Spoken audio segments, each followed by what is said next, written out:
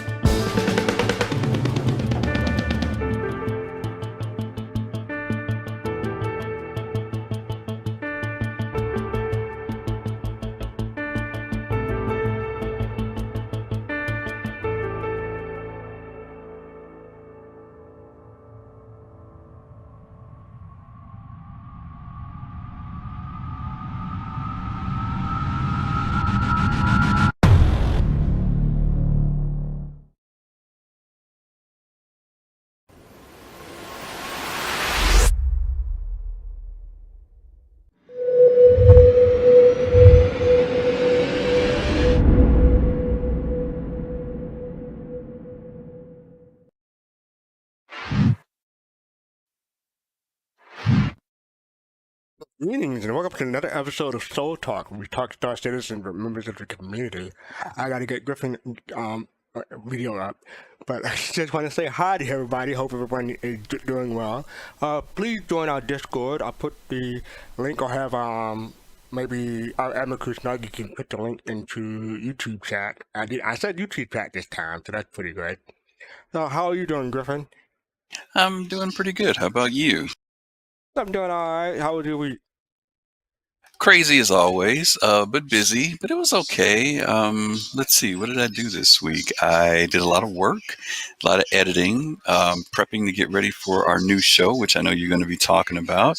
Doing some collaborations with New Soul, trying to prep for that. It's been a kind of a okay week, I guess. You know, just the regular life stuff, I guess. I did a little bit of Star Citizen, And I'm trying to think, is there anything else? That's about it. Okay. How about Yeah, you? Anything special? I got to watch Turning Red yesterday. That was a pretty good movie. I don't know if anyone's familiar with Turning Red, but it's a new Pixar movie that just came out recently. So yeah, it was a fun movie. So I'm glad I got to watch it. I've still been doing some reading, and oh yeah, I got to finish The Expanse this season. So I'm disappointed that it's come to an end, but I'm You're a big Expanse fan, right? yeah. I mean, when it came out, that was like one of the few big sci-fi shows that was out. You know. Yeah, I'm still way behind. I'm still in season 2. Don't persecute me. Still in season 2. Alright. I know it's terrible. I just don't have enough time to watch stuff. I don't know. I got to figure out how to make it happen. Well, you got so many stuff to go through. But you know what it is? I'm not a binger. That's part of my problem. And I know there are people who can, like, a season will come out and they'll just like spend the weekend and just boosh and they'll hit it. I just can never do that. I don't know. Okay, Griffin, do me a favor. If you're in OBS Ninja, can you exit and click on the link again? I think it'll. Want me to come back? Yeah, sure, no problem. Thank you. While I'm doing that, you want to start your thingy and I'll get that going, or what? I can. I just want to say I've still been doing still playing the MMO 7 Nights 2. It had an update a couple weeks ago. I'm gonna have another update. I'm still enjoying it.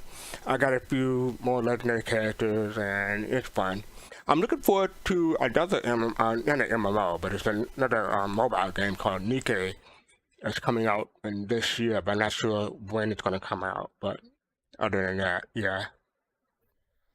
So I have a question for you. Yep. How much do you think you spend on mobile games a year? A year? I try not to spend more than $15 a month. So. That's good. You're disciplined. You're disciplined. It depends, because a lot of mobile games I enjoy, but I try to give it like $5 here or maybe $10 there because I'm enjoying the game. But I don't go overboard. Like the only thing I go overboard really is for Star Citizen. So no, that's not true. I did go overboard on a Gundam game a couple of years ago. Thank you. There you are. All right. So you ready for me to do my thing? Yeah, let's do it. So I just want to say this is all your fault. This is your fault. I had nothing to do with it. It's your fault. So here we go. Fast call. There's a dead human on that ship. Fast call. What did you do? Explain what happened, Fast call. Why did you kill this person, Fast call? Tell me, Fast call, exactly what you were doing before I got back. Okay. Yeah. Go on. Okay. Yes. You shot him 37 times in the chest? Fast call. That killed people. Fast call. How could you not know that? And what happened to his hands? His hands, why are they missing? You ate his hand? Fast call. Why in the first would you do that? Fast call. What is wrong with you? Fast call. Yes, I'm the reason why we can't have nice things. I don't know why that's ringing a bell with me for some crazy reason, but I'm going to bring people down here and let them tackle that one.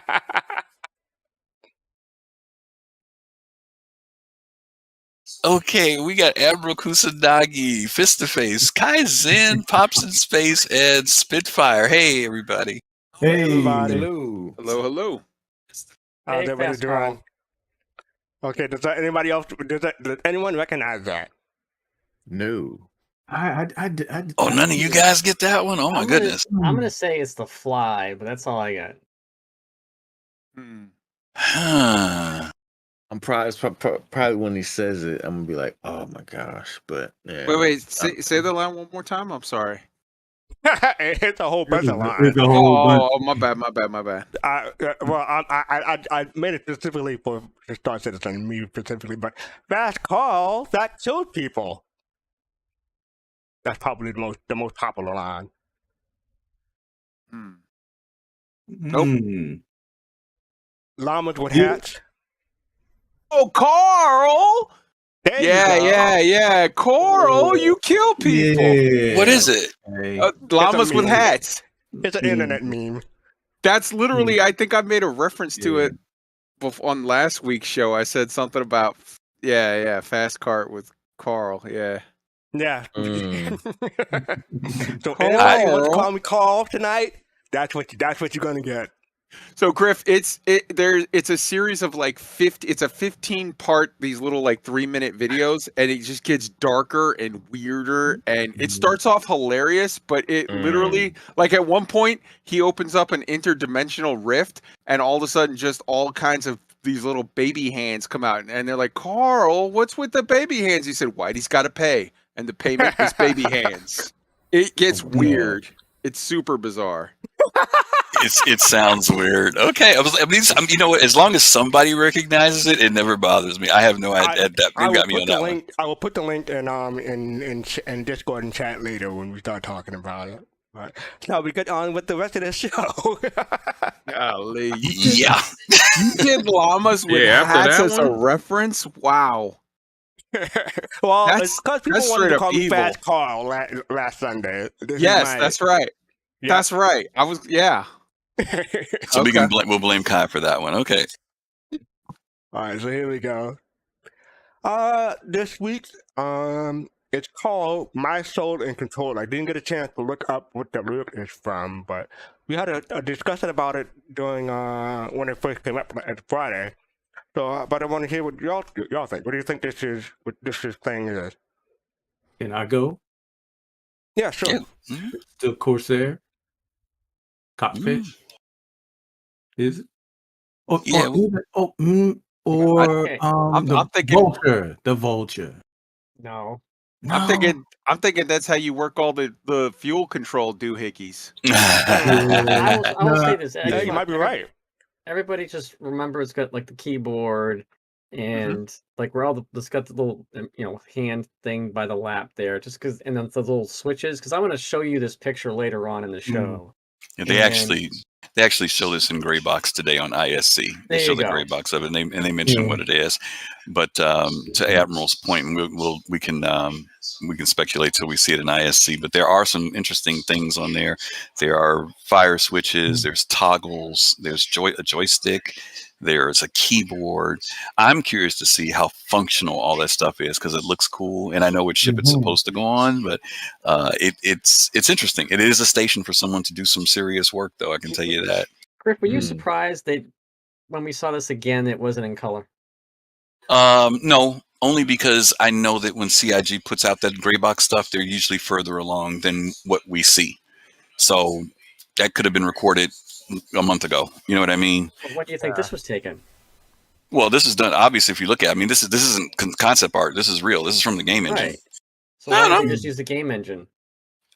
Because they always show us. They don't show us the latest. They always show us something that's like, for example, when you watch the opening segment for today, where they talk about the team, that does the Q&A.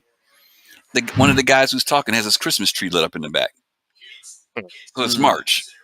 You know what I mean? So there's stuff is always just a little, not always. There are some things that they do put out that are like pretty close to the time, but they do often record things ahead of time. And then because they got to have production time, they've got to be able to edit, cut, get it all stuff together, script. So it takes a little bit of time, So even if it's a month old, Admiral, it wouldn't be surprising. And they always show us gray box. My guess was it might have been a control for the drone, but I think the other one is probably a better guess. The fuel control.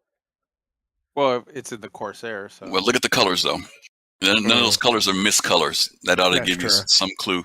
Those yellow bars and stuff, you see that in one particular manufacturer more than anybody else. So that green, that army green and yellow bar stuff. But we'll see it later on. It took my fire from me from later on because I'm like, I'm going to put this down and I'll talk about it. We're gonna go No, back you to can this talk one about it picture. because there's still some people who don't know. There's some people who still don't know what it is. So you'll be able to talk about We'll it. come back to this It's later. not the because Vulture? we might see this later. Wink, Yeah, wink. we will. We'll see it later. You can bring it up then. Is it not the Vulture? We'll see. We'll see. That's my- Spoilers. Okay. All righty. All right. So next up we have. Okay, so last week we had Star Citizen Live and then talk about a whole bunch of stuff. They had Todd Pappy on, and it was all about Alpha, Star Citizen Alpha 317. There's a whole bunch of synopsis that basically boiled down the hour-long presentation into 3 minutes, and one of them is from Nubifier. So basically, some of the stuff he talked about was. Did anyone else get a chance to watch the Star Citizen Live? Mm-hmm. Yep. Yeah. Mm-hmm. I didn't know. I did watch this though. Well, some of the stuff he talked about key binding for ATC. A lot of this stuff is on the roadmap that's going to come up next. But fuel rebalancing, the hull A should spawn extended if it has cargo. Some ships shouldn't scoop fuel, but it won't in the future. It shouldn't scoop fuel, but it does now. But it won't in the future. More ships will be able to buy in 317 when it comes out, but the hover card you'll be able to buy that in game in 318. And they know the store map is broken, and they are working on it. And the coffee shop vendor is just a weekend bartender, but what else are you going to do about it? But I think it was also. Oh, sorry. Go ahead. I think it was also important that they mentioned, they were like, hey, look, because people were like, what is the deal with this coffee vendor, blah, blah, blah. And he's like, look, it was a newer employee that we brought in, a low-level person, and we told them, like, hey, work on this, and it worked out well. But, like, the whole point of having, like, this, they said, look, with the coffee vendor, like, keep in mind, now what it's about is, like, quest givers / salespeople that kind of move around or whatever. So this will be used in the future. This same tech will be used for like the smuggler seller guy that like he's selling black market crap, where it's like you have now vendors that aren't just in a static location. They move from place to place. They interact with different things in different ways. I feel like people are just being super, super myopic and looking at that and going, what do I care about coffee? It's not about coffee. Anything they do with the AI is just giving them more opportunities to use the AI to interact it with in meaningful ways for salespeople and quest givers in the future. Hey Kai, can I jump in on that too and add to that? Is that this is how development works. It gets started somewhere. You have to start with one object, such as the bartender, and then that works towards the next feature going up, and that might be the coffee vendor. But like Kai said, this was given to a new developer who's just getting into the CIG, and just this is here's a startup task for you to take. Work on this, and then we can keep giving you projects from there on, maybe a trial period or something. But it leads into all of the full verse and the stations having NPCs that are willing to trade you stuff or smuggle stuff for you. It all starts somewhere, and a coffee shop vendor is the place where it begins.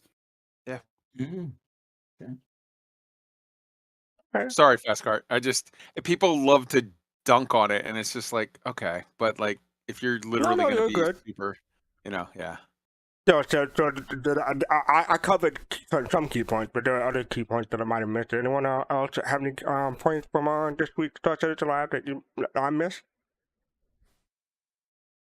No? Okay. All right. So I guess we'll move on then. So next up we have, Griffin, do you want me to do the article that you posted? Which one? The massively one. That was just if you just wanted to mention it. It's entirely up to you. Whatever you want to do. Whatever you want to do. It's up to you. Well, there's some, like I said, quite a few articles were made about this. Mostly they were talking about how it wasn't a live show, even though it's called Star Citizen Live. So they always got to rag on something. But and Pappy talk about the refueling. Some items will not be sellable in order and launched without a wipe. So yeah, there's a whole bunch of stuff that Matchly put out, but it basically just copied some of the stuff that Nubifier talked about. They do talk about it is a reskinned bartender. The Starbucks person, people. And it would be just nice if they had it. It does work now and then. It just seems to take a little while. It would be nice if it was a little bit more fleshed out. If they're gonna put like an item like that in game, I think hopefully in the next this 2022, because everybody's hoping 2022 is gonna be a big year. That there'll be some stuff that's the things that they have in the game at least will be a little bit more fleshed out, and they'll add on to that in the back end for more and more stuff. I mean, I think that's kind of like I'm hoping that's the way they're going to go about it. To while we get through Pyro, is to make a lot of make Stanton able to do a lot of things in, and for a reason for us to be here. So, or at least in that system, I mean. So, yeah. Okay, cool. All right, so next up we have Alpha 317 Patch Watch. That can be back to HSG anymore. So this been covered a lot by different folks. But yes, they have. So they talk about the FPS refactor. Griffin, you want to go through some of these? If you have the link. No, you don't. All right, never mind. I'll go through it. So we had the. No, I can do it. I just didn't. I just wasn't ready. That's all. I didn't know you want me to do it. Yeah, we didn't talk I about got it you. before this. No problem. Right. I got you. Yeah, there are some pretty cool things. One of the things that's interesting to me about this is, people were very concerned about the roadmap and things not being shared. But CIG once again is showing us that not only is it the stuff that's on the roadmap, but also those other things that they work on in the background. And some of these things were not on the roadmap. So let's talk about it. FPS refactor. I'm not going to read all of it, but basically what they talked about was that the weapons now will start to, they'll be weighted based upon like the type of weapon it is. So in other words, if you pull out a rocket launcher, the animations and stuff will reflect that it's a heavier weapon. Maybe the recoil will be responsive in a different way than if you're shooting a sniper rifle or a pistol. Some of the weapons like the Gallant have been modified. The Gallant now is a 3-fire and a 5-fire mode on it. So they've just done some reworking of FPS weapons. The turret acceleration, they talked about the fact that the turrets now, instead of them like spinning very quickly, you could jump in it and it would like jerk very fast to the left or right. They'll now kind of spool up in their turning. They'll pick up speed as you turn. So they'll be smoother, but maybe not as responsive, as quickly responsive. So this will be something that we have to adjust to when using turrets. The ship positional desync is basically saying that there was desynchronization when ships would fire at you. Sometimes it would look like maybe the lasers or whatever were flying past you, but they'd actually be hitting you. Now you should actually see that they're physically hitting you when you're looking at them. So they're minimizing the desync there. A big one that people are excited about is air traffic control. Now you can bind that as a key, where before we either had to go into your mobiGlas or you had to use the MFD to call the tower. Now you can put that on the R key or whatever, well, not the R key, but whatever key you want, and just touch that, and that'll call whatever the closest landing area is to you. And then they're doing a player injury polish pass, where your injuries now, CIG has talked about that they don't want you to die so easily, but you can be injured, you can be hurt. So for example, if you were to fall, like right now you may fall and bleed out, they're going to change that so that maybe when you fall, you break your arm, but you don't bleed out as much. But if you fall again on the same spot, then you're going to take more damage. Where before, all your different body parts were cumulatively adding up. So they've changed the way you'll basically live a little bit longer. Basically, you won't get maybe one shot as easily. And then there's a balance update that they did for Hunger and Thirst. A lot of people noticed recently that Hunger and Thirst would rarely pop up on your screen. At one point when they first put it in, you might have had to every 2 hours or 3 hours, you had to drink something or eat something. And now it's like you can go 2-3 hours and you're like maybe at 98%, right? Well, now they're adjusting that again so that it's a little bit more aggressive than it was before. So those are the things that they're including in 317. And in addition to that, they are making it to where your hunger and thirst state persists across login. Yes. So if you log out after playing for 2 really? hours, You'll still be hungry when you come back. Right. That sucks. I don't like that. Don't put that in, TIG. The other important thing that I don't know if it was in that particular video or if it was in another one that it was mentioned, but it's super important, is they are unlinking the item locations between the planetary city and the station that's above it. So like if you have a bunch of guns and stuff down on the surface on Hurston, on not Levski, why am I blanking on the name? Lorville, like you can't just pull the guns or have access to them when you're up in At the orbital. the little orbital station above. Yeah. Here's Yeah, something so- else you can't do. You can't load up a whole bunch of ships of cargo and park them in the orbital station and take one ship down to the TDD. That's Yeah. what I would do. Yeah, no, absolutely. When I was mining, I'd fly my Quantanium into the orbital, and then I'd get into a smaller ship to go down to the planet, just because it was easier. That was my main reason for doing it. But now, if you want to take it to the TDD, like you said, DK, you've got to fly down there and take it in the hangar and park it. Yep. I mean, it's just adding that extra step of realism with regard to, bleeding. You're going to bleed slower. You're not going to insta die, and I think that was causing server issues. Yeah. The hunger is going to be more, and it's finding the sweet spot. It's not about that you have to drink every 2 seconds, Right. and it's not, but they don't want it to be that you have to drink, once a week because you only one time have an 8-hour play session or whatever. Like it's finding that a little bit in the sweet spot, having a little bit more randomness to stuff, having stuff with regard to like the weapons fire different, feel a little different. These are all sort of important steps in gameplay of like, okay, we have a more fleshed out world. And I think the desync thing is an important one because that desync sort of they created the problem in a way a couple patches back, because what you used to have, but so when people say, oh, it's a positional desync, it's actually not true. It's not a positional desync, it's a time desync. So they used to have a positional desync, and it would cause your ships to stutter a little bit as you were moving. Sometimes you would have a weird stutter look. And the way that they fixed that, they smoothed it out, was they added in a bit of a time desync. And it made it look nicer that your ship wouldn't stutter around a little bit, but it created this problem where for tactical response, when you're trying to aim and whatever, you'll have times where I see you, you're shooting at me, I'm maneuvering, I can see your shots are not hitting me, so I feel like, hey, I'm great, but my shields are going down. So it's like, okay, on my screen, it looks like the shots are missing, but they aren't. And CIG is now making an important decision to like go with form over factor. Like they're literally, or factor over form, whatever. They're like saying, hey, we'll take a little bit of the jittery movement if it makes for better tactical gameplay. So, yeah.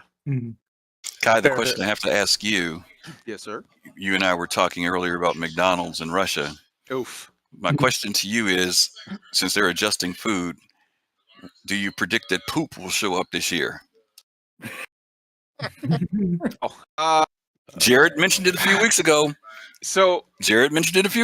He did. I think that the way that biological needs will be handled with regard to actually dealing with going to the restroom, and also B, dealing with like body odor or whatever, because you're going to be in a situation where if you're out mining for a week and then you come in and you try to talk to some hoity-toity Hurston mission giver, they might be like, yo, get out of my office, you stink. I think all of those things are going to come in phases, but I think that that's maybe a little farther down the line. Let's put it this way.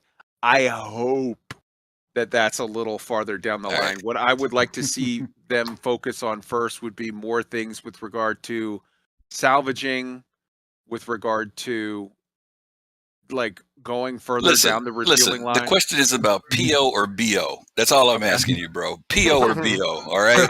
I hope that PO. I would like to see PO and BO come in well after Squadron 42. Let's Squadron 42 and then poop. Okay, guys, that's the order we want. The thing about what Kai said, I go quickly. The thing about what Kai said is that I'm surprised they put food and drink in Alpha right at this point. So if they put food and drink in Alpha at this point, like a year ago, they could put poop in any time. That's my thing. Go ahead. The body is super hyper efficient, so it's just sweating out all of that beef steak you ate.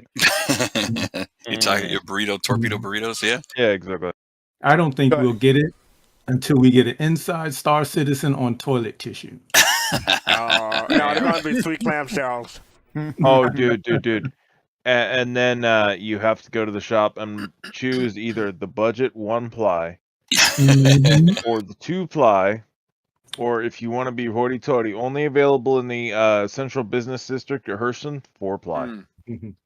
You have to get Four-ply, the wow. Cloud Imperium brand. Well, Thank as God we're not using toilet paper 900 years in the future. Come on now. as a Yeah, subscriber, you okay. get access to unlock. You have to Mm. pay extra, but you can get the Origin toilet paper. It's so soft. We have bidet. We so have nice. bidets. We have bidets, my friend. Wow. Bidets. Yeah. Bidets on the 3C Origin no, ships. we have to be Damn. fancy.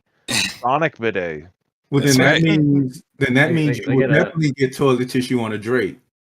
All right, this conversation is going You're down lucky. the toilet. This conversation is going down the Yeah. toilet. Go ahead, That's Fresco. not a rusty piece of metal.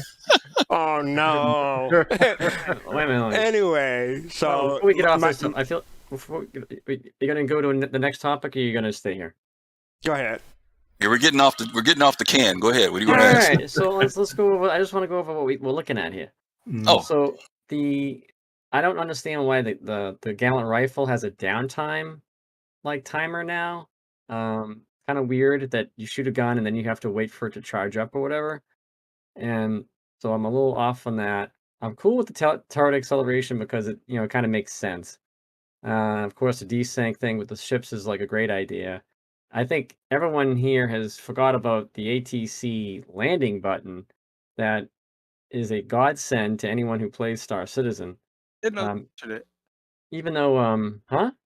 Yeah, Griff mentioned it. Did he? I didn't hear him. Say. Yeah. Yeah. But like I actually was one person to I would use the menu button inside the cockpit, like on the actual screen. So I did tend to use that like a 50-50 between my wrist and that. So, but this is like a lot better just to have it easier to find. So I'm looking forward to that. And then the player injury thing is kind of good, so people don't die so often. But hopefully Yes. that should go along into like the medical career, the reason to have a Cutlass Red still, and so on.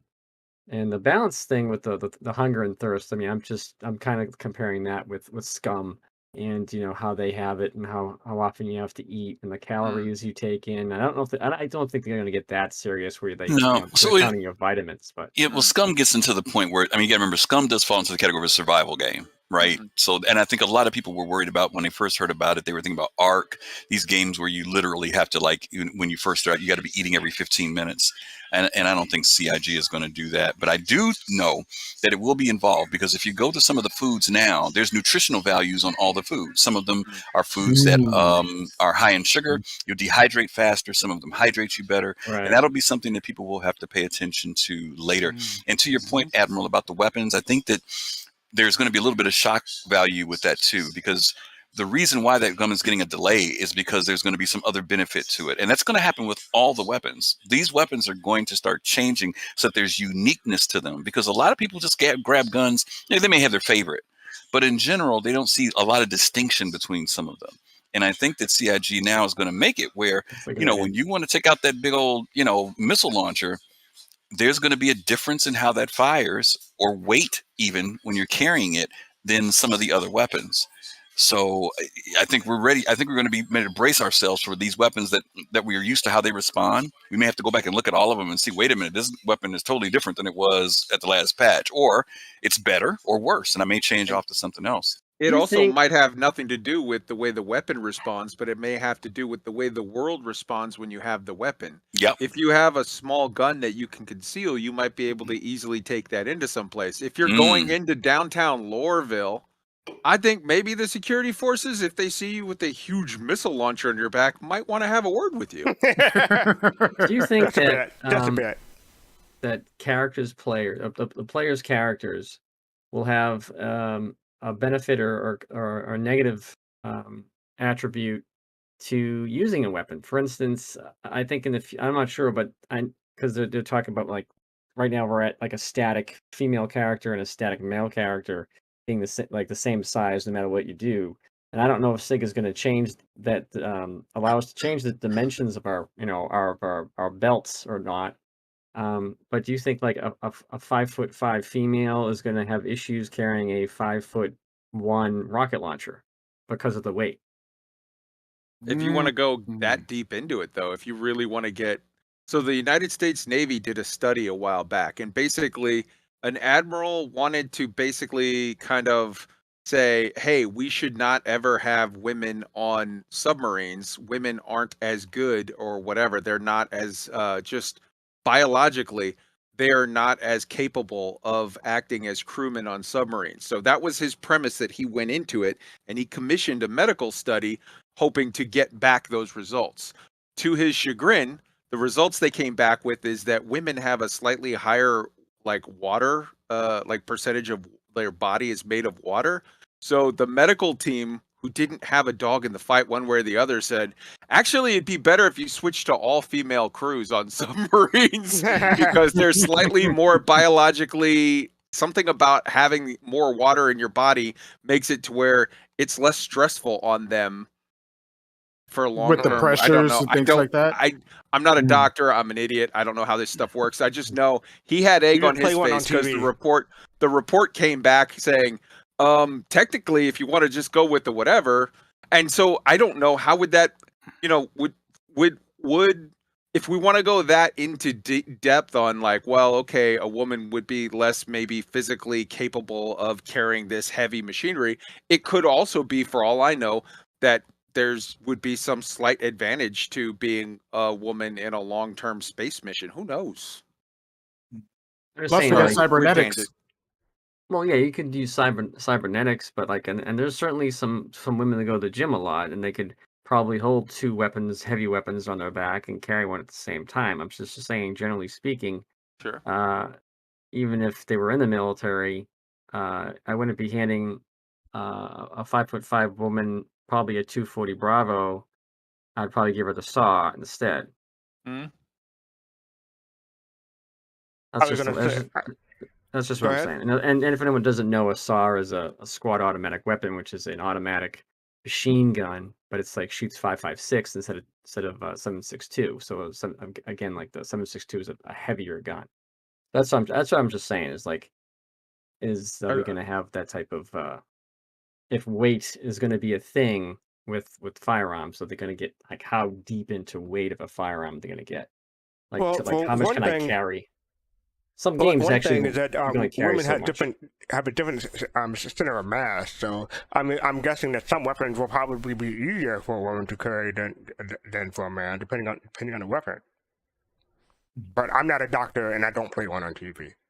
And also, if you're talking about 1,000 years in the future, when you're dealing with composites or whatever, it might be a situation where the heaviest true. of weapons, A, is completely recoilless or has like minimal recoil, and B, like the weights of the weapons are sort of And that's true negligible. too. Yeah, it's a good point. That's the actual metals would be, it's probably super light, but like what's shooting the bullet could be a lot, really is probably the bigger issue.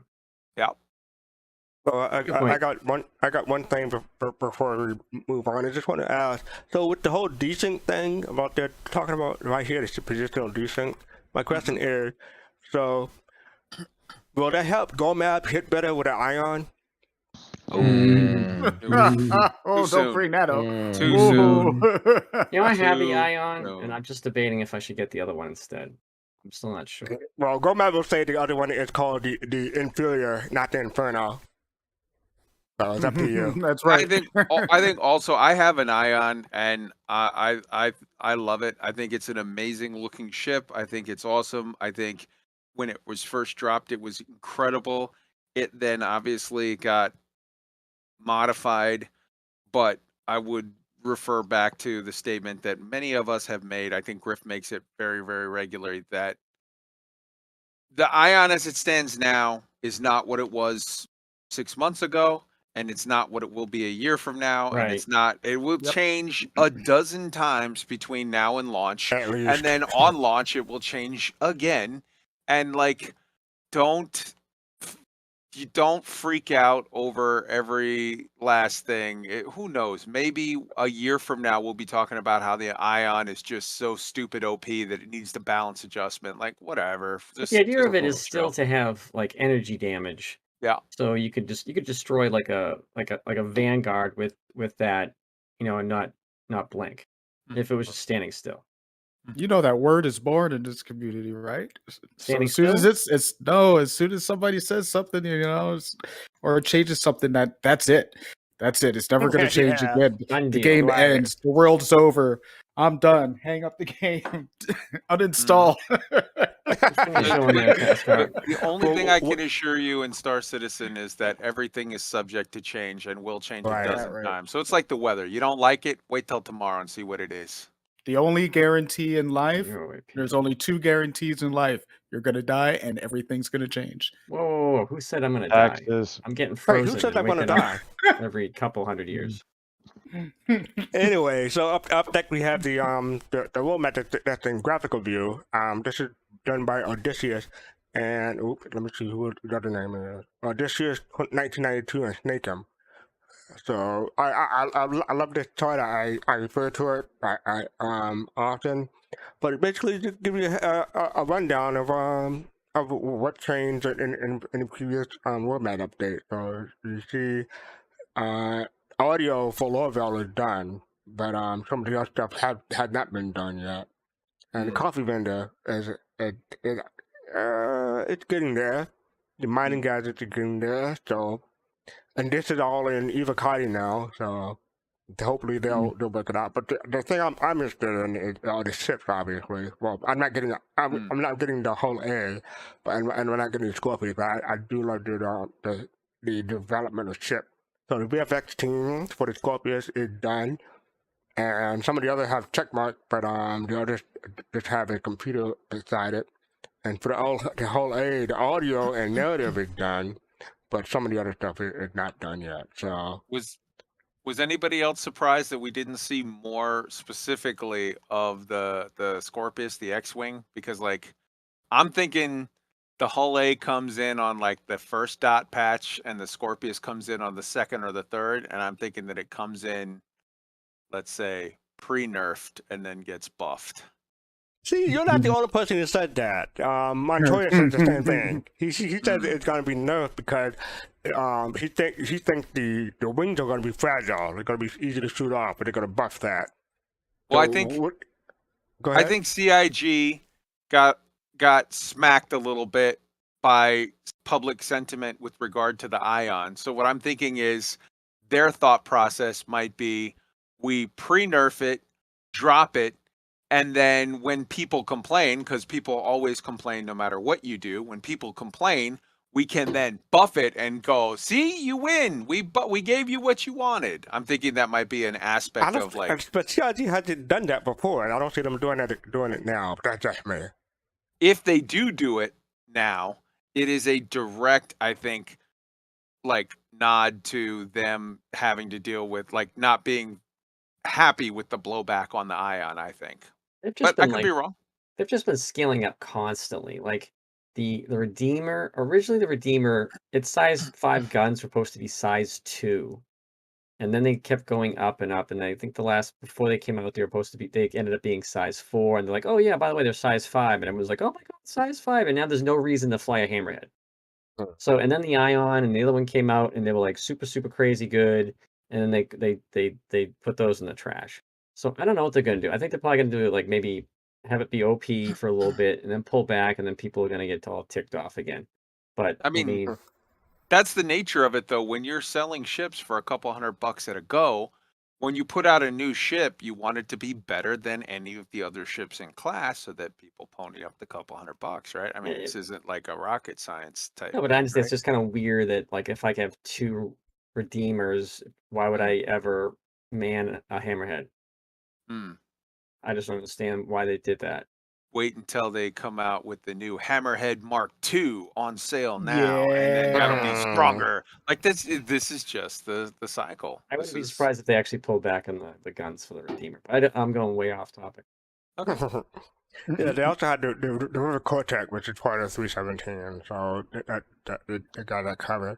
Then they have stuff for 318, and a lot of it is well, they have some yellow check marks and some white check marks. But the Drake Vulture, oh wow, they have a couple of things checked out for the Drake Vulture, so maybe we'll get it sooner than later. We'll see. I did just what did I melt? Did I melt it? I melted my prospector to get my buyback from my vulture back. So I ended up getting my vulture. And I got a hover quad if I want to get my prospector back, but you get the prospector anyways while you wait for the vulture to come out, so I'm still good there. So Why not both? Well, that's the thing. I might just get the prospector later on, but I got some credit in the RSI account there that I could put towards that, so that's probably what will happen. But I'm looking forward to it. Originally, I got rid of it. I was like, I'm not gonna really use this, but then like, you know what, this could be kind of cool. I think we should highlight the absurdity of you basically stick to the ground and walk underwater in the river. We should get all of the Soul citizens, like everybody, like, Pops and Fist to Face and everybody, Admiral Kusanagi, everybody, and like have a big like pose for like a picture, like a party under the river, just us all standing at the bottom of the river waiting. Yeah, I mean, I'm there. You might have something there, Kai, because black folks don't float, so we definitely will. God. Well, Mm. yeah, and also I know I can tell you right now, you don't want to get a black woman's hair wet, so you got to make sure you get that helmet on, Oh my because God. otherwise you start some shit right there. You see, I Are we brought really something going Kai here? to cross go right over the line. I got you. I'm with you. Got you. I got you. You Green set Eye it Gal up, at. I slam it. Alright, so let me see what else we have. We did that. Oh yeah, I want to say, make sure if you want to join, come join this the craziness that we have going on in Discord. Come join us. I'm dropping in the link in YouTube chat, so that's the link. So come and join us. But up next we have this week ISC, and this week is about the player experience, and it's 11 minutes long, but we're gonna split it up, roughly in half. So grab a drink, grab a snack, and here we go.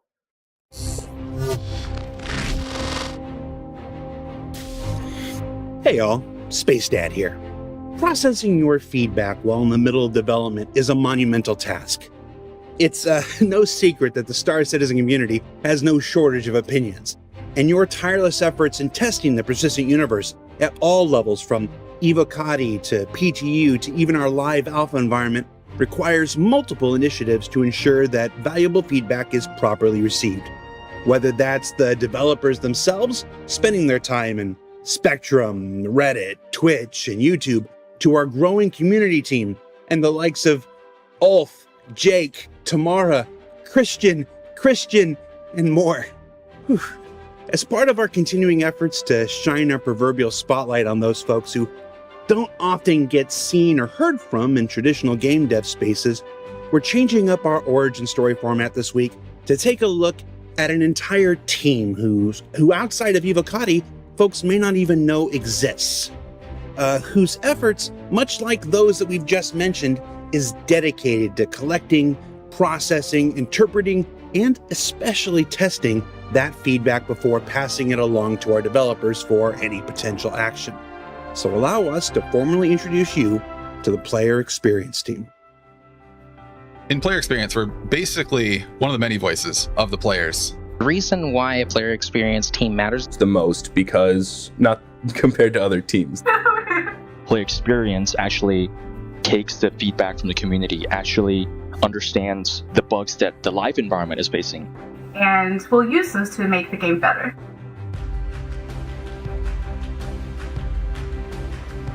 A day in the life of player experience team is all over the place, actually. Sorry, I have to laugh. We almost don't know exactly what we're going to be doing that day. We're kind of like the late crew here. We start our day at 2 p.m. to be able to play alongside players when these builds go out. Beyond there, our day can exist from reviewing features that are upcoming.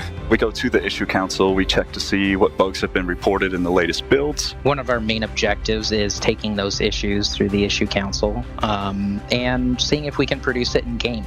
Sometimes we get what are called QATRs, QA test requests from devs. We report on those bugs, we tell developers here's what our findings were and how we got to the bugs, and here's what didn't work and what did work, and try all types of weird and interesting ways of breaking the game. We're the gap between the players and the developers. Working alongside the community team to make sure that your feedback gets heard. There's traditional QA and we have the live QA from the player experience team. Traditional QA takes care of upstream features as they're getting developed, while player experience actually attack things from a player experience point of view, going through the motions that a player would go through to try to target the issues in a way that Dev QA probably wouldn't be able to reproduce. Some of us take a look in the specializations of the game. Like I go into specialization of medical gameplay, so I could see the ins and outs. I focus a lot of my time on mining and trading issues. Other members of the team love to dogfight. Some people love to do FPS combat or missions or bounty hunt. It's all over the place. So we have a great spread and we kind of get to have fun doing what we are excited to do. I think the main thing that I would want backers to know about our job and what our team does is that, we're listening to your feedback. Our team itself is actually quite full of backers. It kind of helps me put myself in their shoes rather than just look at the data and make a decision based off that data and not necessarily gameplay. A joke made on the team a lot is that it's easier to learn QA than it is to learn Star Citizen. I already had my pet peeve bugs I wanted fixed. I already knew how the issue council worked. I think it's important players do know that we see the issues, we see the issue council. We have some automated systems, and sometimes your issue council might say not a bug, but we are tracking it and we are aware of it. We go back manually and open them up when we see that happen, and we do want to address it and get it into the hands of the developers. No, I'm not the reason your ship got nerfed. Might be actually responsible for that a little bit. Don't put that in there, please. I know the Ares Ion has been brought up before. Whenever we're looking to make changes to ships, it's a very much involved process with a lot of decision makers. We translate the concerns that players have and bring those into the developers' eyes. So in essence, we're just the messengers. It wasn't me.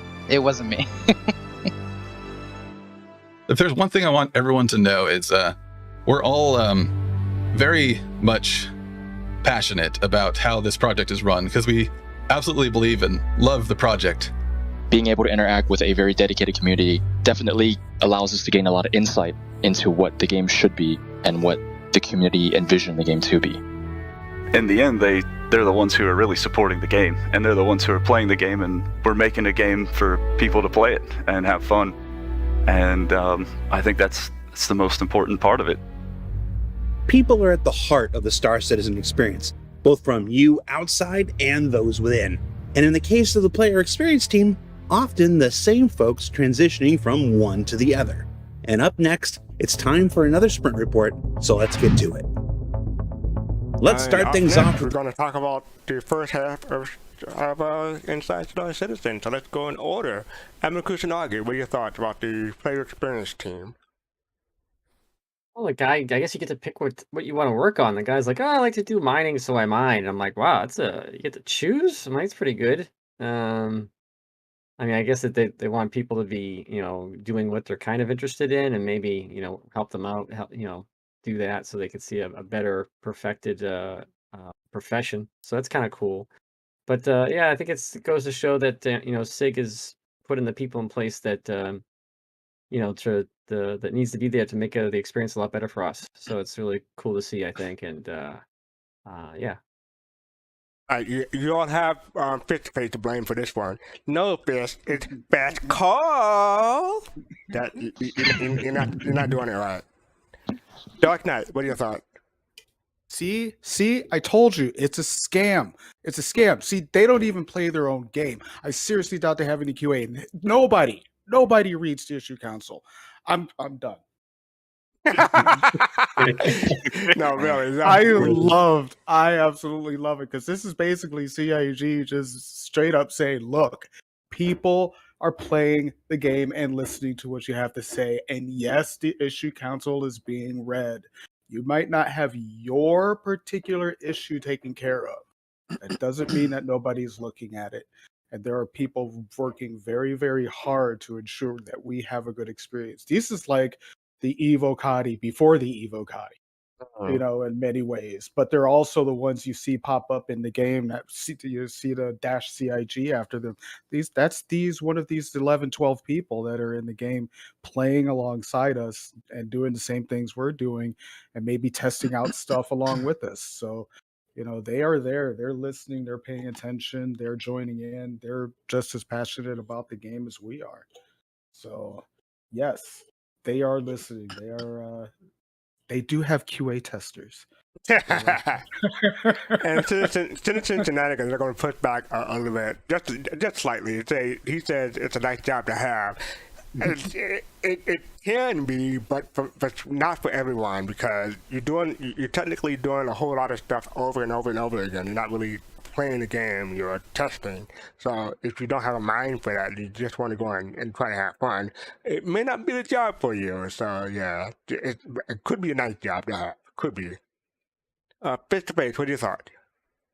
Oh, I think they need to improve on this, because for me, I think they need to hire more Q&As so each and every one of us can have our own personal Q&A, so we can call them up on our own personal hotlines, you know, because every time we go into the game, we face a bug, we face something that doesn't work right, we need to call them and, you know, just have our thoughts and our concerns, you know, just listened to and heard, you know what I mean? Kind of like a therapist in a way, you know what I mean?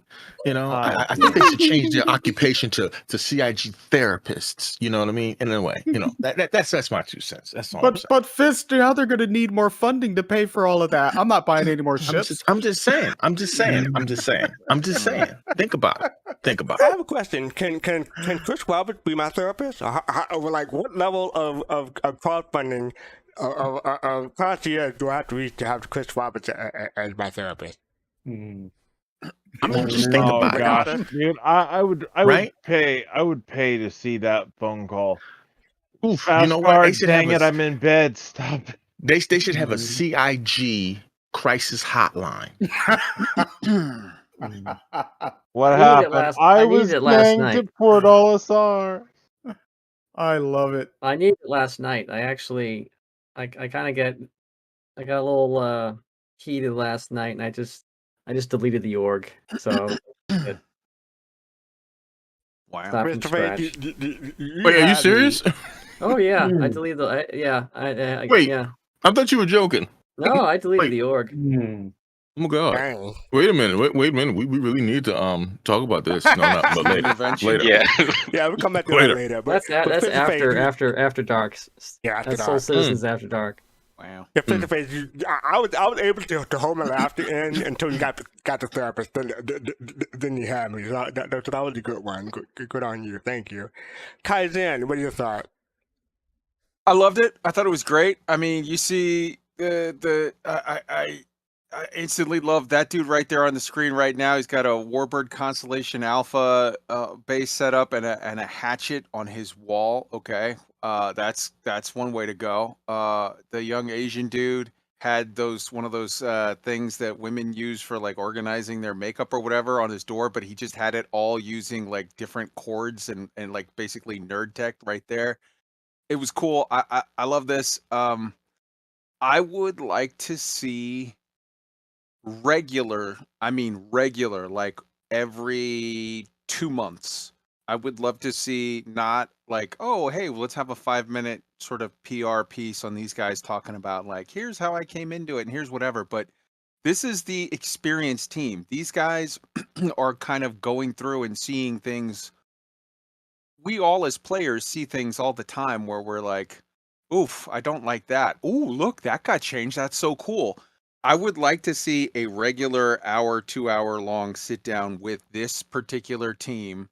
I think they are always relevant. And rather than just have this sort of origin story kind of like nice little 5-minute sort of, no offense, but like puff piece, which is great. I love it. I would like to see regular sit downs for 2 hours or an hour. You know, Jared sitting around and talking with these guys and talking about the experiences, talking about the successes and failures on a day-to-day level. Because this game, if it is right now, you know, it's two things. It's a project that's in alpha. Yes, it is. It's not finished. It's not completed, whatever. But it is also, by CIG's own reckoning, a play service, whatever, what continual service, whatever it is they call it, where it's like, it's also a game that we're experiencing. They're saying play now. And when you see right here, the guy's pushing, a gurney in there, and then the door shuts, and now he's phasing in and out of reality, and now, sort of gravity works, and then it doesn't, and then he's sideways, and then he's flying around. Like, there's a reason why, if you want to kill somebody, don't send in a landmine, just put in a cart and watch their entire society end. Like, I resemble that more, Mark. I like Don't that. put in a cart, put it on a trolley.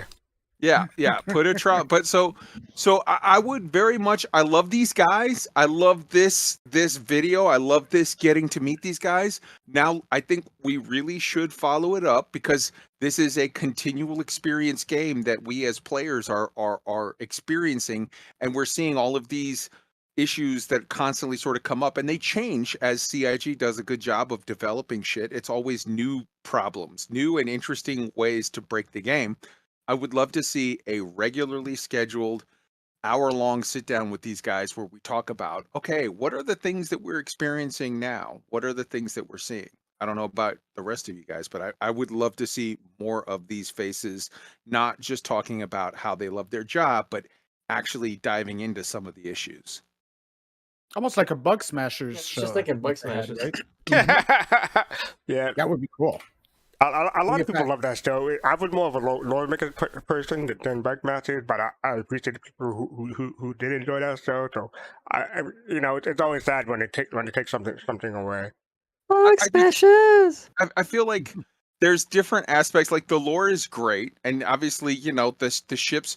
I think CIG is maybe the greatest company in computer development that's ever been made, on the aspect of like making shit look awesome, right? Like, they make any detractor of Star Citizen cannot say it doesn't look awesome.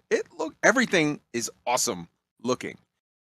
The nitty gritty of how like some of the stuff feels and works, and the mechanics of it, I think is an area that CIG is starting to put more emphasis on, and I salute that. And I think that this kind of a thing would just be amazing if they were to more regularly have these kind of a focus on that. What do you think, Griff? I don't know. I wasn't here. It's Calvary's turn anyway. So Calvary, what are your thoughts? It was really nice to see these QA testers, and it was really nice to put a face on one of the Spectrum members who does some things on Spectrum that you wouldn't actually notice, but you see his name often. I wouldn't say which, but I'll let you guys figure that out. And it really grounds many more persons that are part of CIG. And to say that that this team is dedicated is just an understatement, because, for example, even when we were to when I say we, the community, when we submit bugs and those things, we may not be the most accurate in terms of explaining how replicated, but they have to go back in and try to find, okay, how is this really replicated, or how can this really be how can this bug really be activated? And it's like, okay, they have the skill, they have the a lot of this dedication, and it's really nice to see and see these faces behind these testers. So that's what I have to say. Okay, Pops, what do you thought? Okay. So what everyone else said, is good to see the people behind the scenes know they're working and things like that. But one thing I kind of noticed, maybe it's me, but everybody was like the ion, and everybody kind of gave you that sense of that it happened, but they had a kind of a joking way about it. Don't blame me, So I kind of saw it as like, look, it's there, but it's not gonna stay, kind of thing, like DK said earlier. It's just a part of the process. Yep. And just because you don't like something now doesn't mean it won't be something you like in the future or in the past. Yeah. All right. Spitfire, what do you thought? I think it's honestly really nice that the teams are being showed off for once. And it does project to the players that you are being listened to, even though your issue council may fail to reach the requisite 10 votes to be like truly seen, that they're still looking at it. That said, I know the more exciting half's coming up, so I will save my stuff till then. Well, one thing I'm going to say is that no one mentioned this, but Disco Lando is called Space Dad, so I guess he's a pimp now too. Anyone else get that? Well, he would have to have Daddy O on the back of that. Daddy there. And the other thing that struck out to me is that when a person said it's easier to learn QA than it is to learn Star Citizen, and that's saying a lot. Star Citizen is hard to learn, so yeah, I can kind of see that. Griffin, what do you think? Do you have any now? Yeah. I mean, everybody shared some really cool things about this, and I agree. I think anytime they give us insight into these folks that work at CIG, because we get used to the familiar faces, but for them to have 11 folks up here on screen, yep, and getting their thoughts and opinions about the game, seeing that there's enthusiasm. A lot of times we hear this negative. I'm not going to say negative. A lot of times you hear these pictures that kind of draw the fact that developers are underpaid, working a lot of hours, and not saying that that isn't true. Not saying that that isn't true. But I think what counters that is the enthusiasm that you see. Everybody on here was smiling and talking about how much they really enjoy what they do. And sometimes when you take a job, that is what the deal is, right? Especially when you're developers and you're just getting started in your career, you may take that lower pay for the satisfaction of working on something that you feel is creative and is going somewhere, or being a part of something that has possibilities to it. And so I don't know what the salaries are. I don't know what CIG is paying their devs, but I'm always amazed that I kind of look for that body language of people. Am I just doing this because they asked me to, or am I doing it because I genuinely believe in this product? And for those of us who've gone to CitizenCon, when you go to CitizenCon, there's a variety of people that are there, the devs and stuff, and you sit and talk with them, you feel that they genuinely are into what they're doing and what they believe in. And so to me, that's important. And Disco talked about the fact that it's important for him to make the community relational to the employees. It's not just about the game, but there's something that's deeper than that. And a lot of people don't care about that. They don't care about these episodes when they have these things and they bring in the teams. But I think we need to pay attention to it. Because if I see them disgruntled or having a hard time getting people on, there are going to be some people who, and I'm sure there are people who say, I just don't want to do it. I don't want to be on there. But the Q&A people in particular, because I like the fact that they said they're the bridge between us and the devs, that they have enthusiasm about what they do. 11 people trying, and I'm sure there's more Q&A than this, but even so, they've got a big job in front of them, testing out a game like this, and then also listening to the community, hearing what the community has to say. It's a lot, but I don't see a disgruntled face here. I don't see somebody who's saying, man, you guys don't really know how hard this is, how much work we have to put in. They're all excited about this job and their different locations and where they are. So I thought it was pretty cool. GoMap ATL made a comment in YouTube chat. He said, they all took the complaint about the Ion and gave it to the devs. The devs hit it with the Nerf bat. They're all guilty of the crime. so GoMap, he's not here having any other excuse. He said they're all guilty of it. So, okay, GoMap, thank you. Pitchforks and torches. Let's go. All right, so they're going to go with the second half of ISC. So here we go. See if I can find it. It's time for another sprint report, so let's get to it. Let's start things off with these new docking areas being created for our high-tech space stations like August Dunlow found in orbit above the planet Crusader. Now, while docking came online a little while ago, several space stations and their respective archetypes still needed this work to enable docking at all the stations of the Stanton system. Next up, let's check in with the Drake Corsair in these gray box images of the mess hall interior, which looks to take some of its cues from what you may already be familiar with from the Drake Caterpillar. There's also the cockpit where pilots spend most of their time, and an up-close look at the dashboard, and finally a look at perspective pilot visibility. We've also got these looks at the Drake Vulture, which is currently rounding out final art phase with some perspective liveries. Let's go ahead and do one of those social media quizzes in the comments. Which one is your favorite? 1, 2, 3, or 4? And from brand new ships to those that have seen better days, let's take another look at the continuing development of our upcoming Reclaimer Derelicts. Now, as part of the work our Montreal team is doing, most Derelicts will fall into one of 3 categories: old, new, and inhabited. And as part of those inhabited, you can see here preliminary work on housing modules to be found both outside and within the wreckage itself. Tech is also being developed to allow the overall object container that contains the derelict within to pick up biome information from wherever it's dynamically spawned.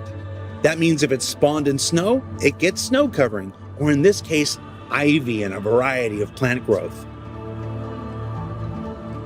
The team is also building up a new library of derelict shaders for various states of decomposition, and when all this is brought together, it'll mean a greater variety of points of interest for you to discover and new mission areas spawned once you accept the job, all dynamically placed and dressed as needed. And before we move on, a short video look at the interior habitable spaces currently being fleshed out.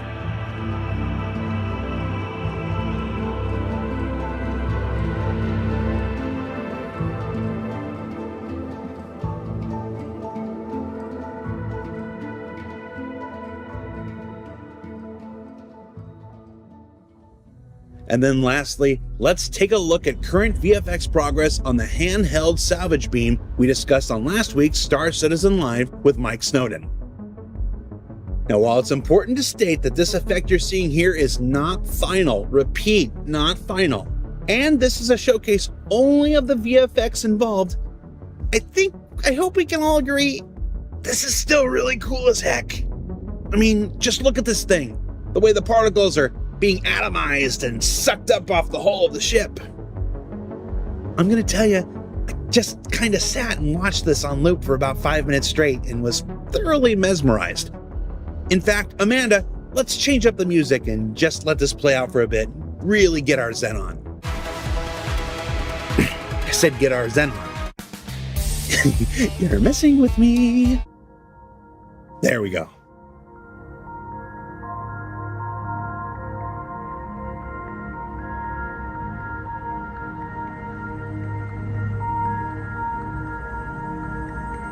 Of course, we'll learn more about Salvage, ship-based and handheld, next quarter ahead of its much-anticipated introduction to the persistent universe. So what did we learn this week? Well, we learned that it takes quite a bit to keep up with the massive amount of feedback the players provide, and that it's all hands on deck with the developers, the community team, the player relations team, and more to do it. And I'm gonna name drop the customer service team and the concierge team because they deserve a shout out too. That derelicts are shaping up to bring new gameplay opportunities through old and busted spaceships. And that the day when we can leave messages for others in the hull of abandoned spacecraft using the handheld salvage gun are close at hand. What will you write first?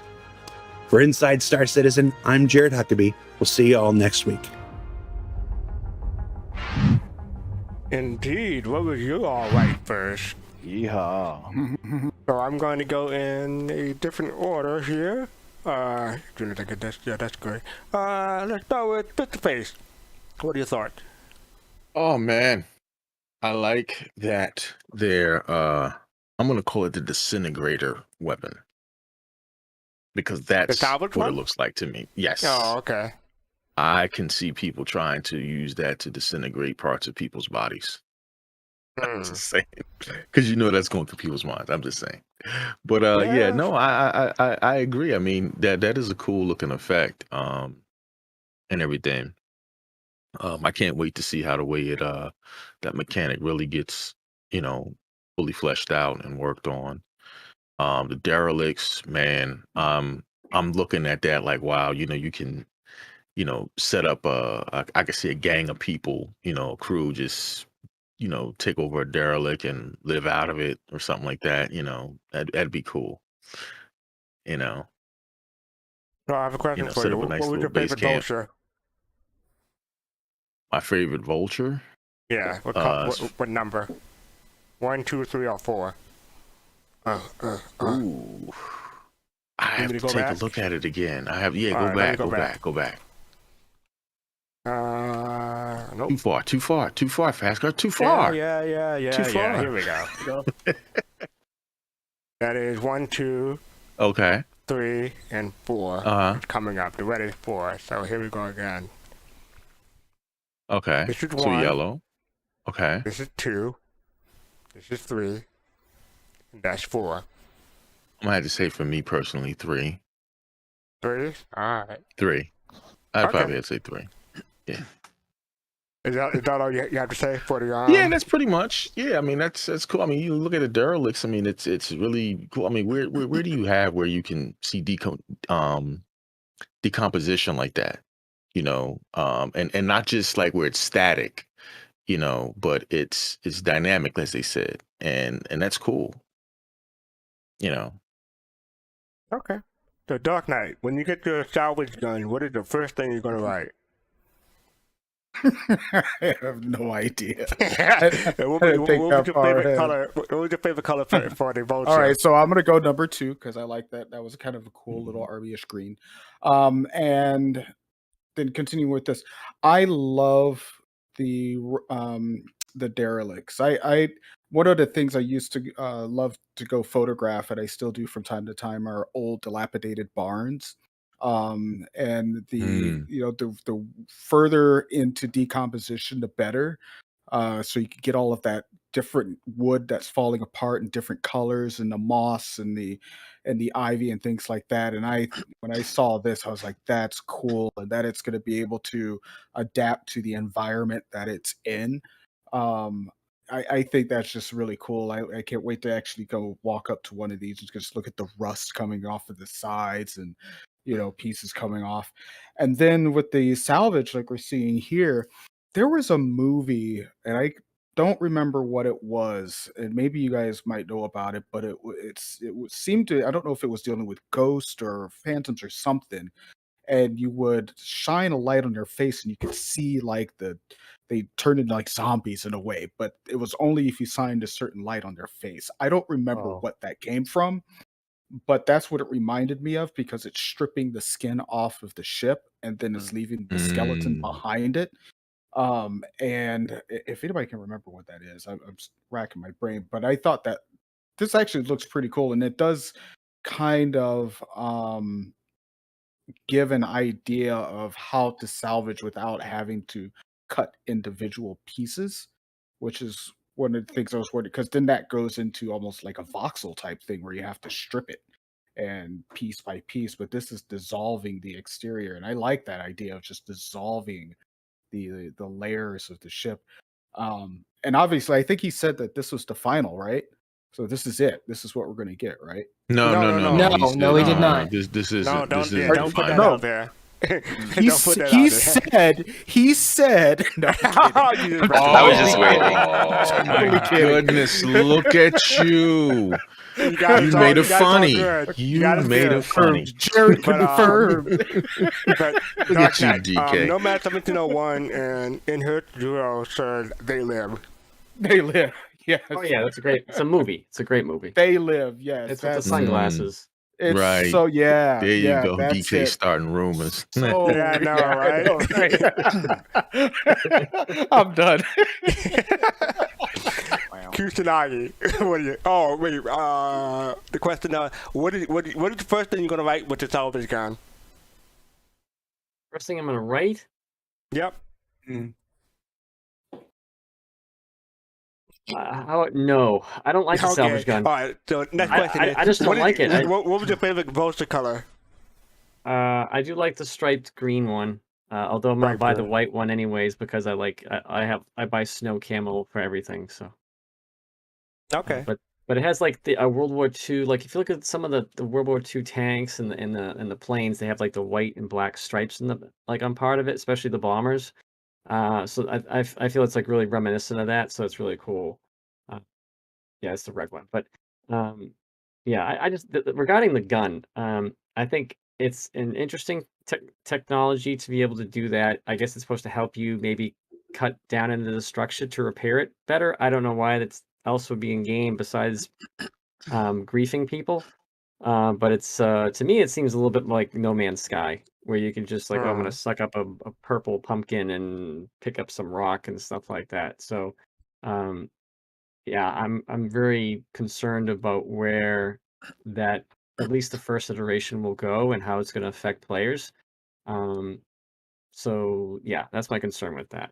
I do like to want to talk about, they showed the August Dunlow spaceport, and a lot of people think it is replacing Port O.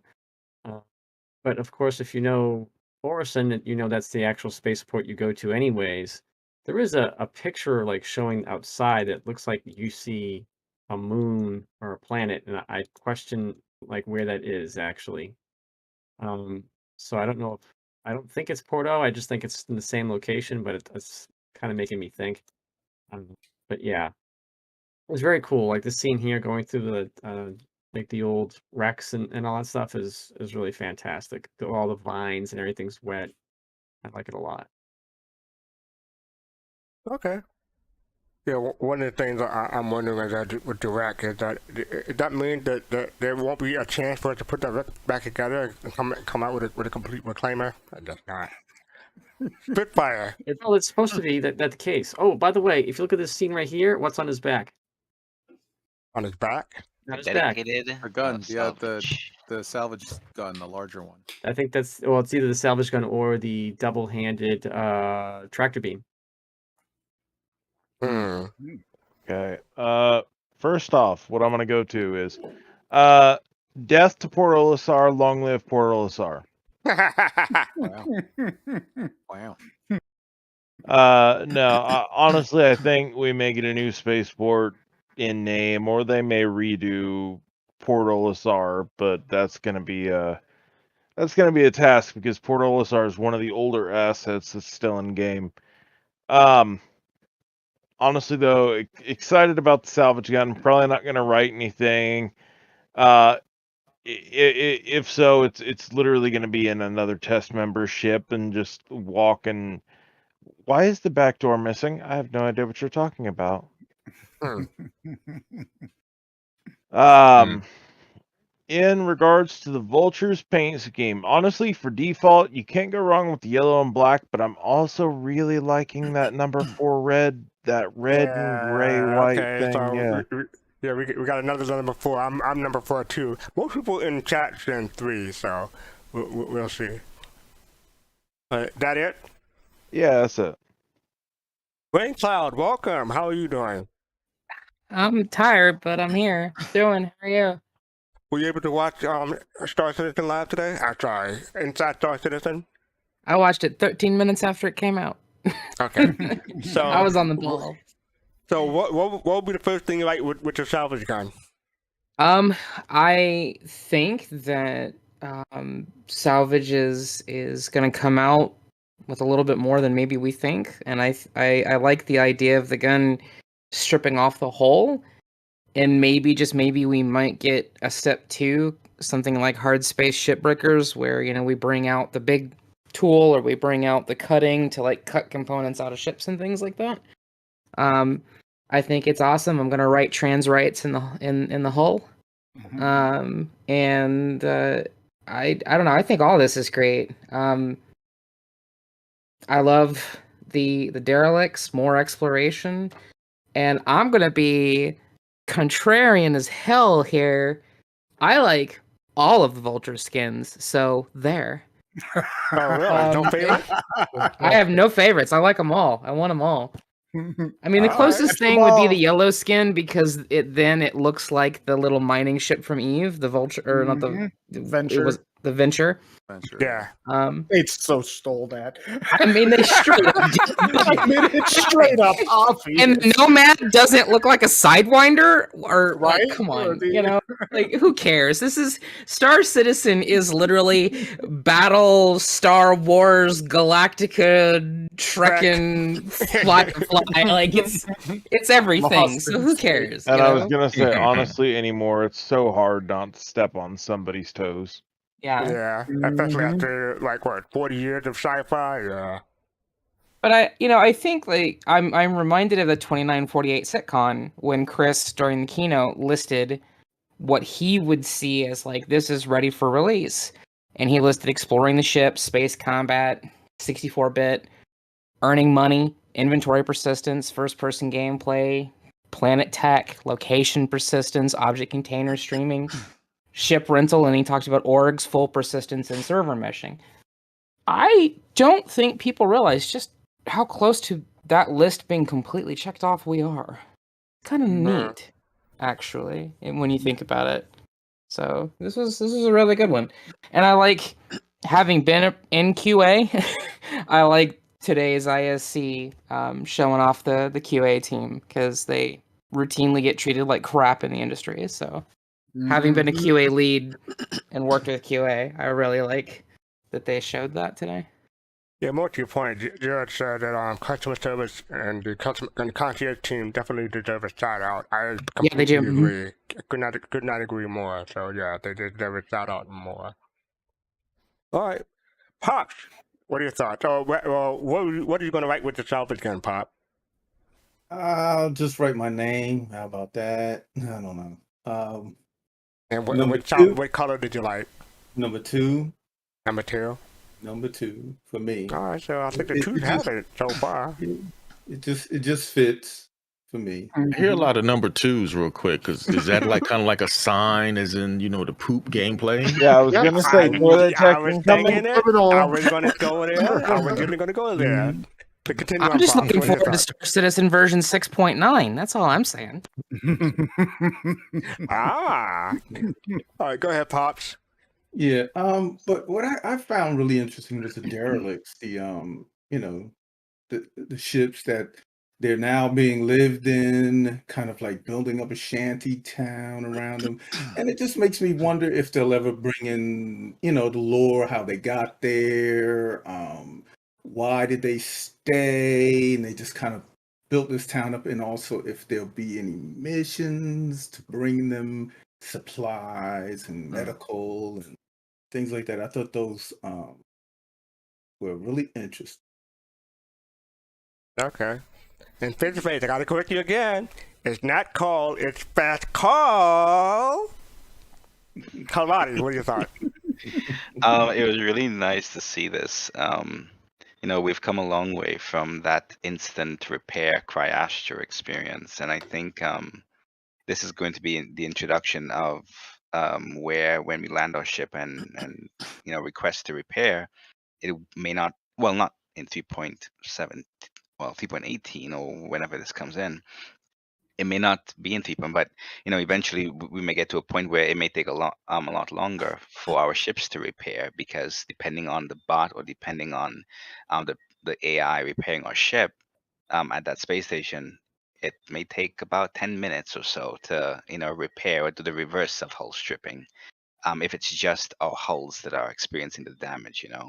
And the other thing that I wanted to say is I had my doubts. I mean, I'm very, very, very confident in CH's capabilities, but based on their 2005 design notes when it came to the hull stripping part, Wait, what? 2000 what? 15. Okay, I thought you said 2005. Oh, I said 2009. Oh, 2005. Okay. My bad. But yeah, part of that design document I remember, and I just checked back when I watched the ISC. I was like, huh, they actually kept pretty close to what they planned on doing. So it was really nice to see that they really put in the work and the time to really make that a reality. So I'm really excited to see if they can keep to it and where it goes from here. And what are you gonna write first when you get to Salvage again? Oh man, I'm going to find the nearest vulnerable person, and I'm going to write a giant teehee on the back of their ship. Wow. So that they can easily see it. And what was your favorite vulture color? It has to be number 3. I don't know. I just like that kind of white and that black kind of accent kind of thing. It was really nice. So I preferred that one. All right. Kaizen, what are your thoughts? All right. Favorite of the ship variants. I like the original one. I want that ship. To me, the Vulture, I want it to look like a dump truck from a construction site. The yellow with the stripes, the very sort of visible. It looks like a work truck type, whatever, for sure. I think you're asking the wrong question when you ask everybody on the panel what they're going to write with the gun. I think we're talking about an MMO that has given players the ability to write stuff. So the real question is going to be TTP. I know where he time is going. to penis. How long does it take I knew where until he was all of going. Stanton is Oh covered my in God. penises? And come on, let's be honest. Someone's 890 jump. Let's be honest. Yeah. I'm not saying for me. He's I'm not right. interested, but I'm He's saying right. TTP He's is a right. thing. It's He's known. right. He's You right. give the though. players the ability to paint. So- He and they're has a going to point. paint. He has So- a point. So with regard to the rest of this, as I said earlier tonight, Mm. CIG does everything beautiful.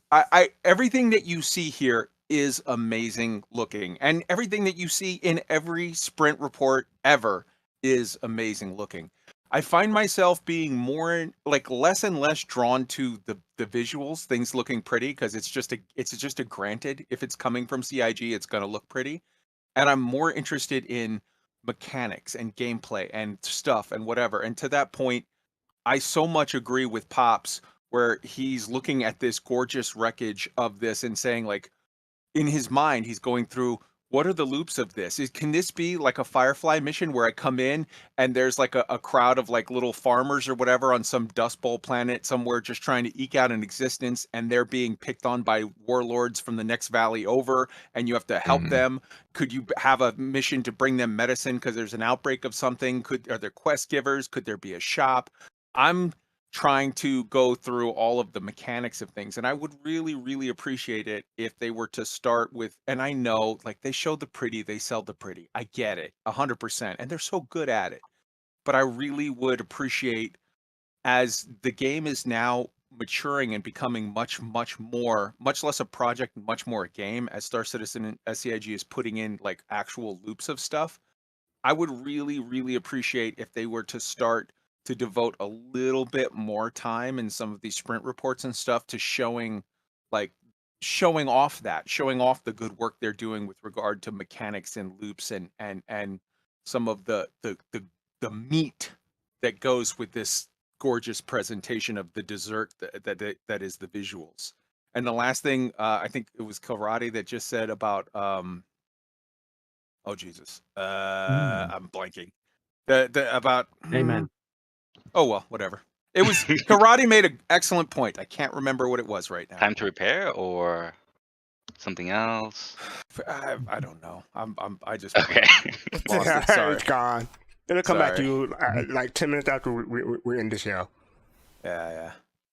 But yeah, time to penis is the big question with regard to that gun. I'm telling you, it just true. is. Well, It just just like is. imagine like a caterpillar, like I said earlier, where you could just come outside, you're doing a cargo mission, and someone was just hitting your ship up in like 15 seconds, and then you got big, F-bomb on the side of it. Hmm. I mean, I think it's hilarious for the amount of gamers that always love saying no homo. They sure are like really interested in dick. Like, I don't know. Wow. Griffin, it's one of those shows, brother. It's one of those shows. Look at that look. Hey, Griffin asked me about poop 15 minutes ago, so I don't know. Yeah. So I, for me, what am I gonna write first? It's gonna be like maybe a Van Gogh painting, because I'm crafty at doing something that I really want to do. Like I have no fine motor control, put it that way. So Van Gogh, Jackson Pollock, pick your poison. For the vulture, it's the red one, number 4. So that's my favorite color. The thing I already talked about the customer service and talk to your team. Yeah, so that's about it for me. Yeah. So Griffin, what are your thoughts? Yeah, I'm definitely impressed, like how Roddy, with the tech that we saw for they'd always talked about this skin removal. A lot of times I think people kind of thought of Salvage as being like a complete breakdown of the frames. But Chris and them have kind of made it clear that they don't want ships to be completely destroyed unless it's very and done in a deliberate way. So being able to take the skin off, and this kind of goes back into the whole thing of when we saw them building framework and all the other stuff that goes along. Rain mentioned about the components, that there's an actual salvaging of the ships, and there's a time factor to do that, which is another thing. I think what's going to happen is the reason why I don't think you're going to see all the writing that we're talking about. I don't want to rain on anybody's parade. Is I think that they're going to make it a permissions thing. Just like when you're in a group, you have a permission to open the doors or activate controls. I think the owner of a ship is going to have to give somebody permission to be able to do any type of salvage work on this ship. Otherwise, you can roll into anybody's station that's outside, take out your weapon, and start stripping their ship down. That's not going to happen in the game. So it's going to have to be where I grant you permission to do it on my ship, or there may be some other rule that they make for ships that are found out in the wild that you're able to salvage them. But I don't see you being able to write on somebody else's ship. That would just be kind of a crazy thing. The thing I'm going to say, real quick, Rain, the thing I want to say is that I don't think people you'll need permission. I think what happens when someone dies, or it's like an unclaimed ship. I don't think I think it'll be unclaimed ship that people will be doing that on, not claimed ship. But go ahead, Ray. Up, she went up. I'll drag it back down real quick. Oh. Okay. Hey, welcome back, Rain. Okay. The other thing is about the salvage for the colors. My OCD is going to kick in. I think all the colors are beautiful, but I don't like the yellow because it reminds me of Eve. So throw that out. And because it is a steal off the vulture. I mean, it is. But no, they said they did it as an ode to Eve too, so I get that. But the red always throws into my mind about rescue, so I don't necessarily want to see red. So it's the two in between colors are the ones for me that I can go with. But the fact that you'll be able to paint your ship whatever you want later on, it won't make a difference. Whatever people want to do. I did like the stuff that they showed with the reclaimer. Pops, you hit it on the head, and so did you, Kai. This is all set dressing, right? The question becomes, once the props are in place, what can we do when we get there? So I do think, like you said, Fast Cart and his Banu merchantman, if he happens to be flying over a planet and he sees some settlement, that he goes down there, and there may be that mission giver that he stumbles upon, or something triggers dynamically when he goes there. People come to his ship to start purchasing and seeing what he has on there, if there's anything they want to buy. Or there are the mission givers that assign us to go to those areas to deliver water or seeds or whatever it is that needs to be in those areas. So, the set dressings are beautiful. I don't know if they can tell us the mechanics, Kai, but what they can tell us is what's supposed to happen when we get there. And CIG has kind of made this shift from, you guys remember earlier in the days, everything was about vision and what they would like for us to do. And they've pulled back on that because people started beating up on them so much about it. And they started dealing more with, here's where we are right now. So now we need them to find that space in between vision and practicality that does do what Kai said. This is, hey, you see these reclaimer things, this is what you're going to be able to do when you go there. Trade will happen. This will happen. It may not be able to tell you exactly how, but we can tell you that is what's going to happen in that space. And if they can kind of bring it back just a little bit to give us, like you said, Kai, that insight, to where they're going, other than just seeing sets, then I think that will be great. I'm excited about the thing. And the last thing I'm going to say is about the orbital when they talked about Dunlow. Because recently, if you guys remember a few weeks back, they showed us that they're putting new hangars into the orbital stations, which means that they're going to expand out more. Now, that expanding says something to me also about how many players can come into the game, because there's no reason to put more hangars in if there's no reason to have more players in. So I'm hoping that the progress that we're seeing in development also says that the player counts will start moving up. Because again, we talked about this before, even going into Pyro, if we still have 50 people in the server and you've got Stanton and Pyro, you'll never see anybody. So to me, we need to see those player counts come up, and I'm hoping that this extra work on hangars and everything else is a sign that's coming. I think. Okay, Rain, it's been a while. Do you remember what you wanted to say? No, I was having some sort of glitch with my audio. That's why I left the channel because I didn't know what was going on. Okay, my bad. I thought you wanted to say something. But Kai, you wanted to say something real quick? I think to your point, Griff, when you were like, you can't just have people drawing penises or drawing, like, hey, how you doing on the side of somebody's ship with the gun. I think what you're going to have is it's just going to be sort of like in real life. If you damage someone's property, you get a fine. And maybe part of that fine is, I carved something rude into the side of Fast Cart's ship. I get a fine instantly that it's like, okay, you get charged, $3,000, and Fast Cart gets a $3,000 award that says, here, this covers repairs on your ship. He clicks the button and a crew comes out and repairs the ship. So that it's like, there's a reason why you wouldn't do it, that it sort of solves itself. And then with regard to, but what about if it's an unclaimed ship? Now we're back to the expanse of, hey, that's free salvage. It's something that's, if it's something that's out and, if I leave my ship to go out and drop a mining gadget on an asteroid, right? Well, okay, that ship's not abandoned, even though I'm outside of the ship. It's not abandoned. I'm still in the area. The normal rules apply. If I do go out to do that, I screw up the gadget, explodes the rock and kills me. And now Fast Cart comes out there and just sees, oh, look, there's a ship out here. Yeah, there's you no can one salvage anywhere near it. It's free salvage. That's going to be painful for some folks, boy. Man. So, I have to go and jump on this and say this, though. I would have to kind of say this to what your point is saying, Kai, is that if you leave your ship, right, and let's say you walk away and you go in somewhere or drop something off, it could be vulnerable. To salvage? You know what I'm saying? No, yeah, I mean, it could be vulnerable. Think about it, right? It could be vulnerable. Now, hey, hear me out. Check it out. If you're in a high sec area, right, and it pops up and you get a notification something's happening to your ship, boom, okay, you can press start. But if you're in pyro, right, you might get a notification, but now you have to go handle it yourself. You come back to your Gladius up on bricks. Exactly. Man, you beat me to the joke I was going to make. They took your stereo. They took your speakers. I'm going to have to be careful. You park it in the wrong neighborhood. What neighborhood I put my enrichment on? Because I'm going to come back and find my enrichment on blocks. All right, listen, I hear you, Fist. If that happens, fine. But the gamer rage would be insane. Well, here's the thing. That means when people can get into your ship and start stealing your components and stuff, just because if you're down in the TDD or you're down in the refinery and people can go in and do that level of damage to your ship, do you know how many of these players will go ape over that? No. What I'm saying, game could hit stuff. But what I'm saying, though, okay, like if you're in a high sec area, though, obviously. I'm saying low sec. I'm saying low sec. I'm saying but pyro. It's listen. That's that chance, because you're not gonna leave a Rolls Royce sitting over there at Compton, right? It ain't got to be a Rolls Royce, dude. Okay, listen, we'll see. I'm just saying. See. I just don't think CIG. Don't get me wrong, I get it. I'm just saying I don't think CIG is gonna give that much latitude because the players will be. That's all they'll do. They won't even go salvage wrecks. They'll just go hang around and wait for people to park their ships and rat them all the time.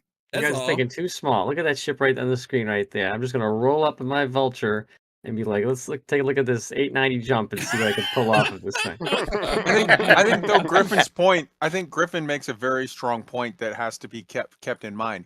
There's two things that are constantly being balanced here in the idea. The one is the reality of it, i.e., people could come up and steal your shit if you park in Compton. But that has to be balanced with the gamification. And the fact of the matter is everyone who plays this game is someone who paid their money to play a game. And CIG is not going to want to piss people off by, like, basically you end up with, what was that game, Rust or whatever, where it's like everyone breaks everyone's shit, and as a result, no one has nice things, and as a result, everyone quits. I think CIG is going to be very, very clear that within certain parameters, your shit can be safe, because otherwise people would just be quitting left and right. It's like, You know what, Kai? remember I'm when the just gonna med gun take. came out? Remember when the med gun came out, guys, and everybody was, was drugging everybody up. Remember, I'm just saying there's going to be some barrier there. That's all I'm saying. But I get what you're saying. It would be cool. I get it, but No, I'm and all I'm saying celebrating. is that okay? If that mechanic does come in there, right? You best believe you better have the street smarts to know if you going into this type of area, you better bring XYZ backup. Like, listen, watch my ship. Yeah. I'm going over here. Everybody can't do that, man. I know. I'm just saying. Just we'll see. It's literally going to be just exactly like what Griff just said about the medical gun. It's going to be a situation where, for sure, it's going to hit the PTU like that, and there's going to be so many complaints that by the time it hits live, that will already be factored. But out. but hold on. Can I pop in? Go ahead. Okay, two things. One, I can point you to Jared on video saying that they prioritize fun, then gameplay, then realism, right? So people need to remember this is still a game.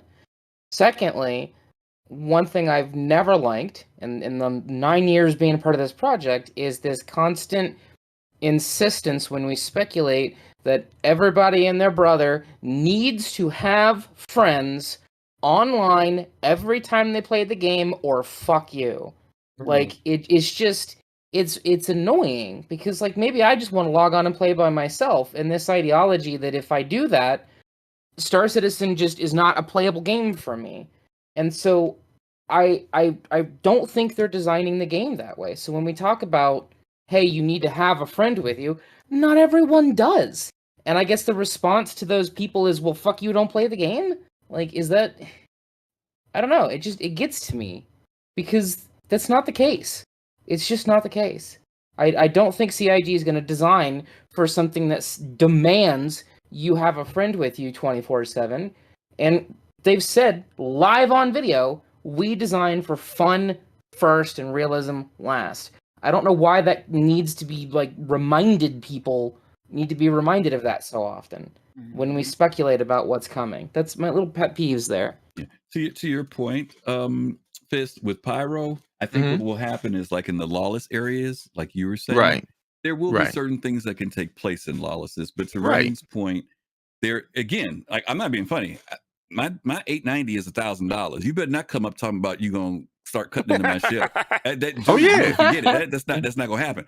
But to your point, there can be, I think Kai mentioned this, there could be, or Fastcard did, the scenarios that do allow for that to happen. Now, let's talk about, like, something happens in Pyro, combat related, right? When I die, or whatever the case may be, I go out, whatever, I wake up and I already know the clock is ticking for me to get back to recover my ship. Because as I'm laying in that hospital bed, your salvaging ship was listening to what was going on out there. You know what I'm saying? My ship at that point is fair game.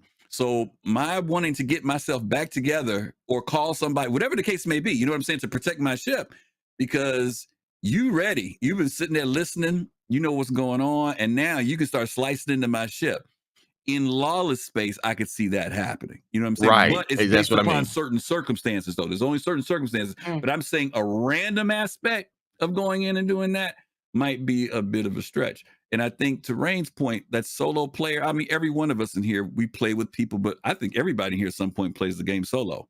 At some point. When you go out with your prospector, I don't want to have to work. I'm going out in my prospector specifically because I don't want to have to necessarily have to have somebody with me. You know what I'm saying? My mole or in that Orion, hecky, yeah, you're absolutely right. Don't even think about taking it out unless I got some folks with me when I'm rolling in those ships. So there's got to be that balance of, and it's going to be the maniacs. That's why I said the med gun was a classic example of that, right? But they put just enough in there.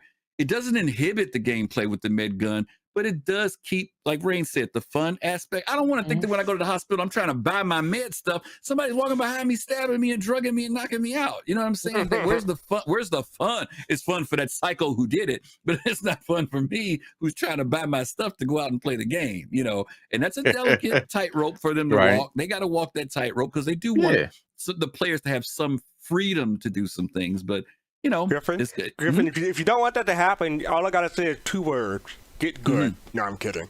Yeah, right. Don't even start. Don't even start.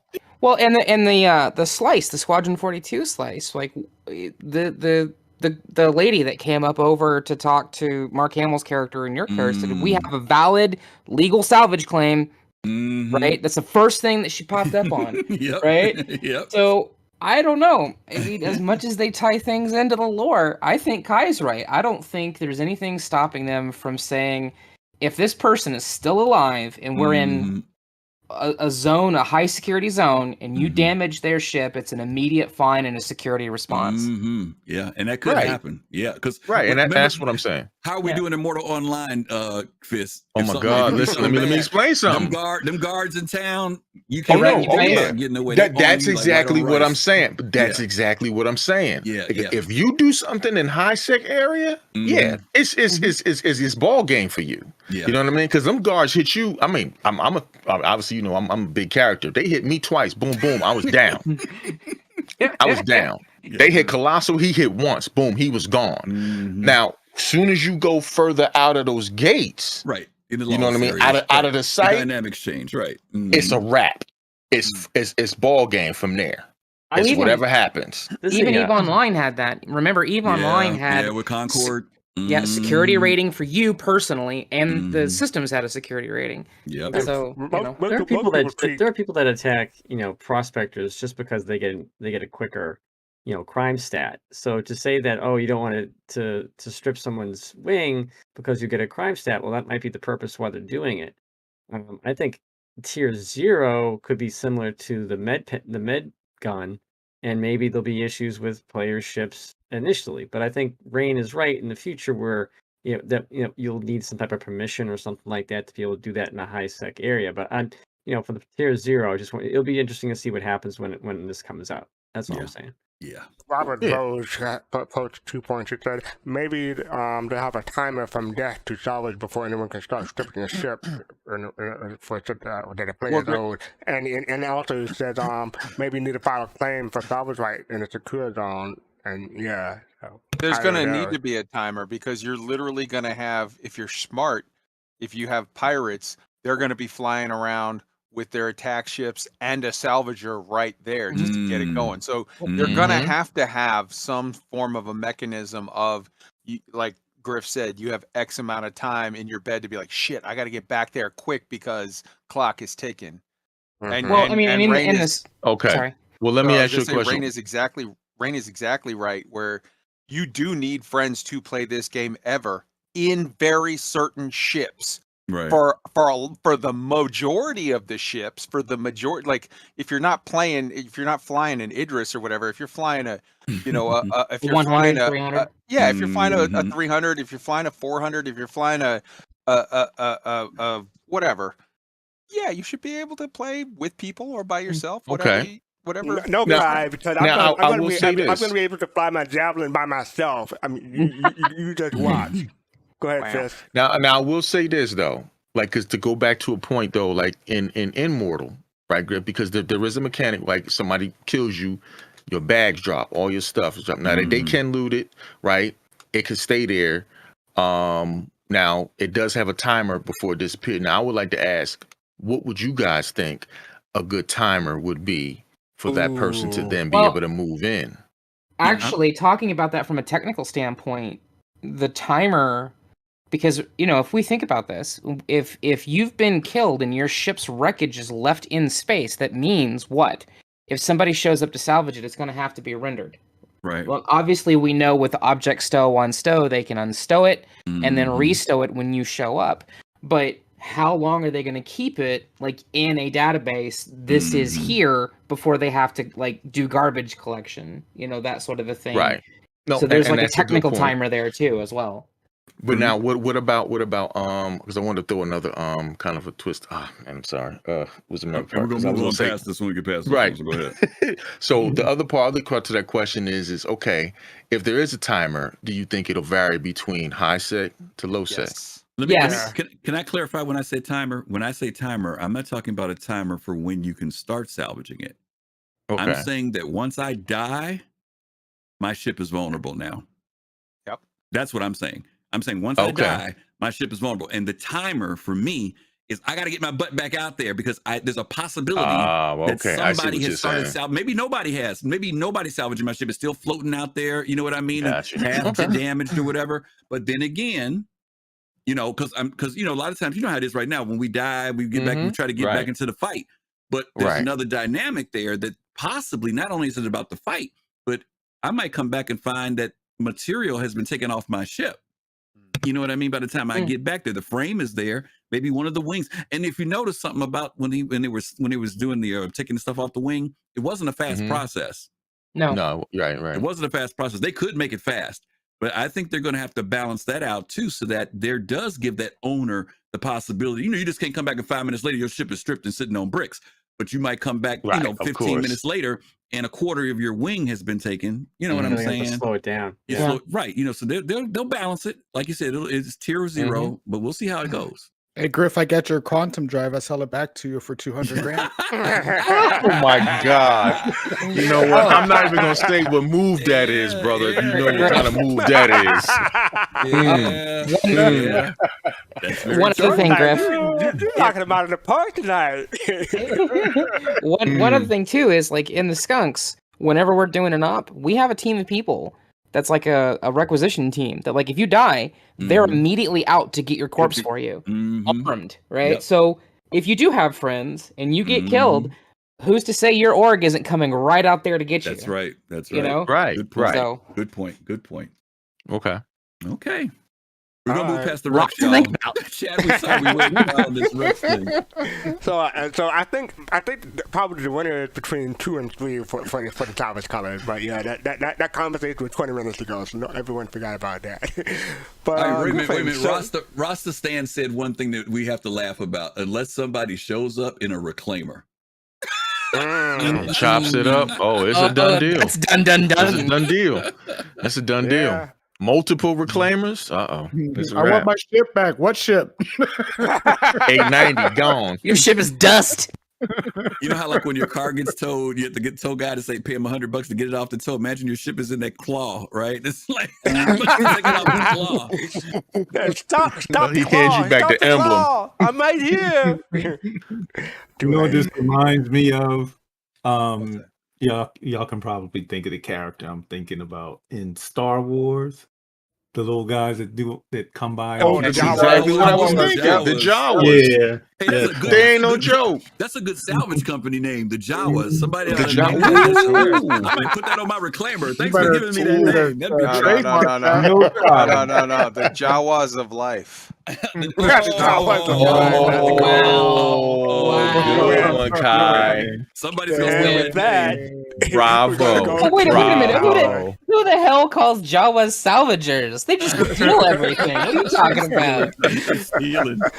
I mean, it's just like the Mandalorian. He walked away for 10 minutes. He come back, they're ripping his ship to pieces. You know what? And that's it. exactly what I was basing everything I just said off of. Right. That's funny. So, Griffin, you the one who picked the cinematics. Not even cinema, but cinematic this time. So you want to tell us about it? Yeah. This is an interesting cinematic done by Liefx. Does some. We've shown them their work before, and they do really great work. But they did a thing called a documentary on Hurston, and they've done it on different planetary bodies in the game. And I thought it would be kind of cool because one of the things that we mention every once in a while is that it's important to know the lore of Star Citizen. And they did a really good job on this, just giving like a really nice overview of what you need to know about Hurston. So some of us, it's going to be familiar. There may be something here you've never heard before, but we're going to check it out. And I hope you guys enjoy it tonight. Here we go.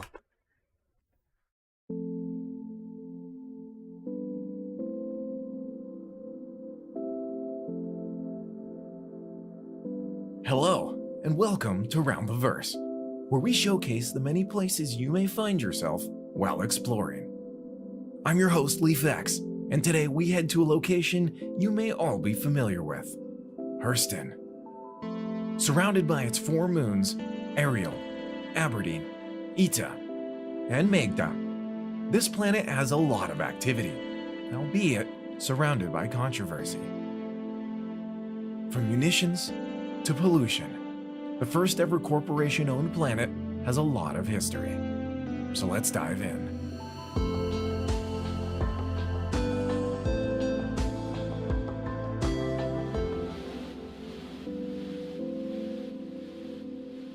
let's start with those moons we mentioned. Each of the 4 were named after the 4 Hurston family members.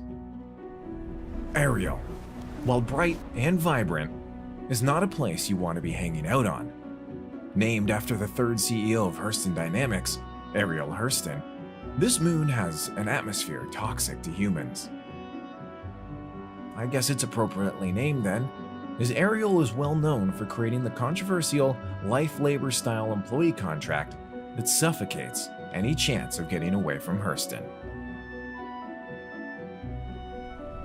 Aberdeen follows the footsteps of Ariel, holding a toxic atmosphere, giving it a yellow tint. On the surface, you'll find the haziness carries over as well.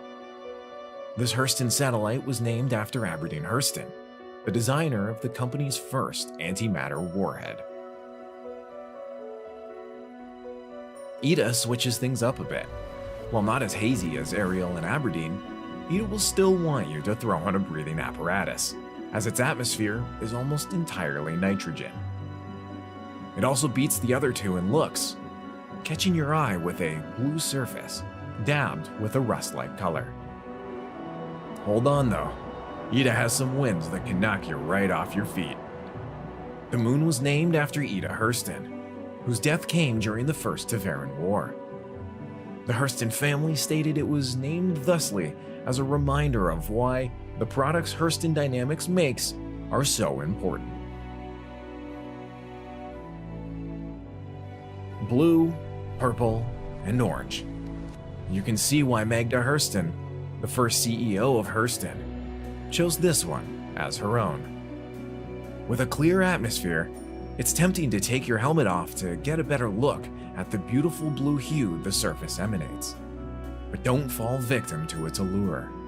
A mostly nitrogen atmosphere is going to make sure you don't get to look at it for too long. Now that you've had a glance at the surrounding satellites, let's take a closer look at Hurston itself. This planetary system isn't all pretty though. In fact, most of it isn't. As we dive down to the surface of this planet, you'll see the devastating effects the Hurston Dynamics manufacturing process has had on this terrestrial super-Earth. In just 50 years, Hurston Dynamics stripped this planet clean, altering its atmosphere and destroying most wildlife. We start with the beginning of the process. Strip mines show the scars on the surface of this planet, where materials for manufacturing were gathered. Of course, waste has to go somewhere. Hurston Dynamics didn't give much thought to it, throwing it just out of sight, meaning that it didn't exist for them. But it certainly exists for everything else that once lived here. While some of the land remains in livable condition, the question is, for how long?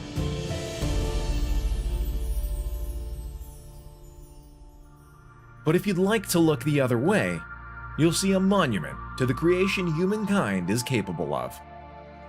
Lorville. A massive city marked by its crown, the Central Tower.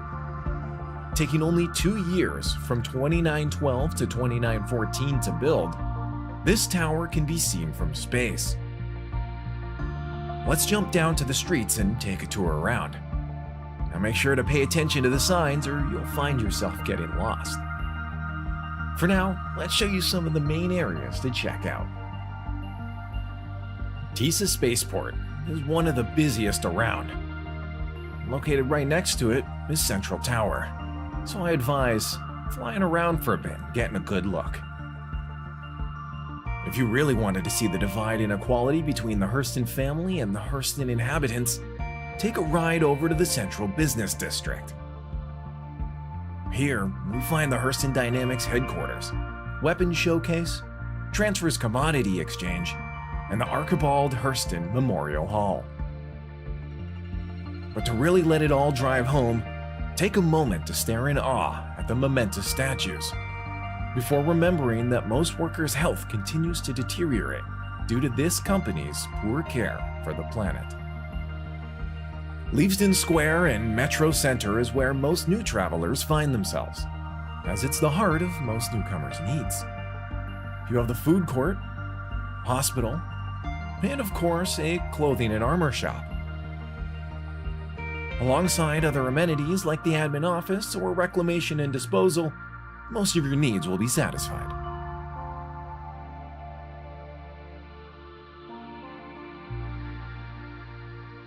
If you're done with Loreville, why not take the very long tram ride on the perimeter line to one of the city gates? Grab a vehicle and follow me to the many points of interest Hurston has. Why not roll on up and get rid of some of those extra materials you didn't need at the Reclamation and Disposal Orinth outpost? Hurston Dynamics operates this facility, but it's outside any armistice zones, meaning there could be wrongdoers watching from the sidelines. You might also find these thieves hanging around Outpost Brahmin, which houses access to UEE logs, including crime stat information. Our cameramen couldn't get past the very tight security though, and I hope none of you watching get to see the inside either.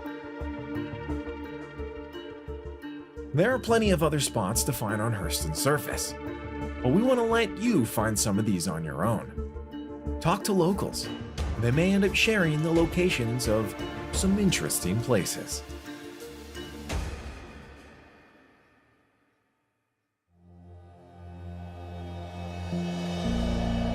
Hurston, a true testament to the power of humankind, for better or for worse.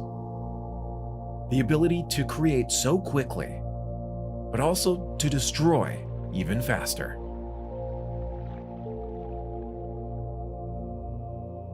Thank you for watching. I'm Liefx, and we'll see you in the next episode of Round the Verse.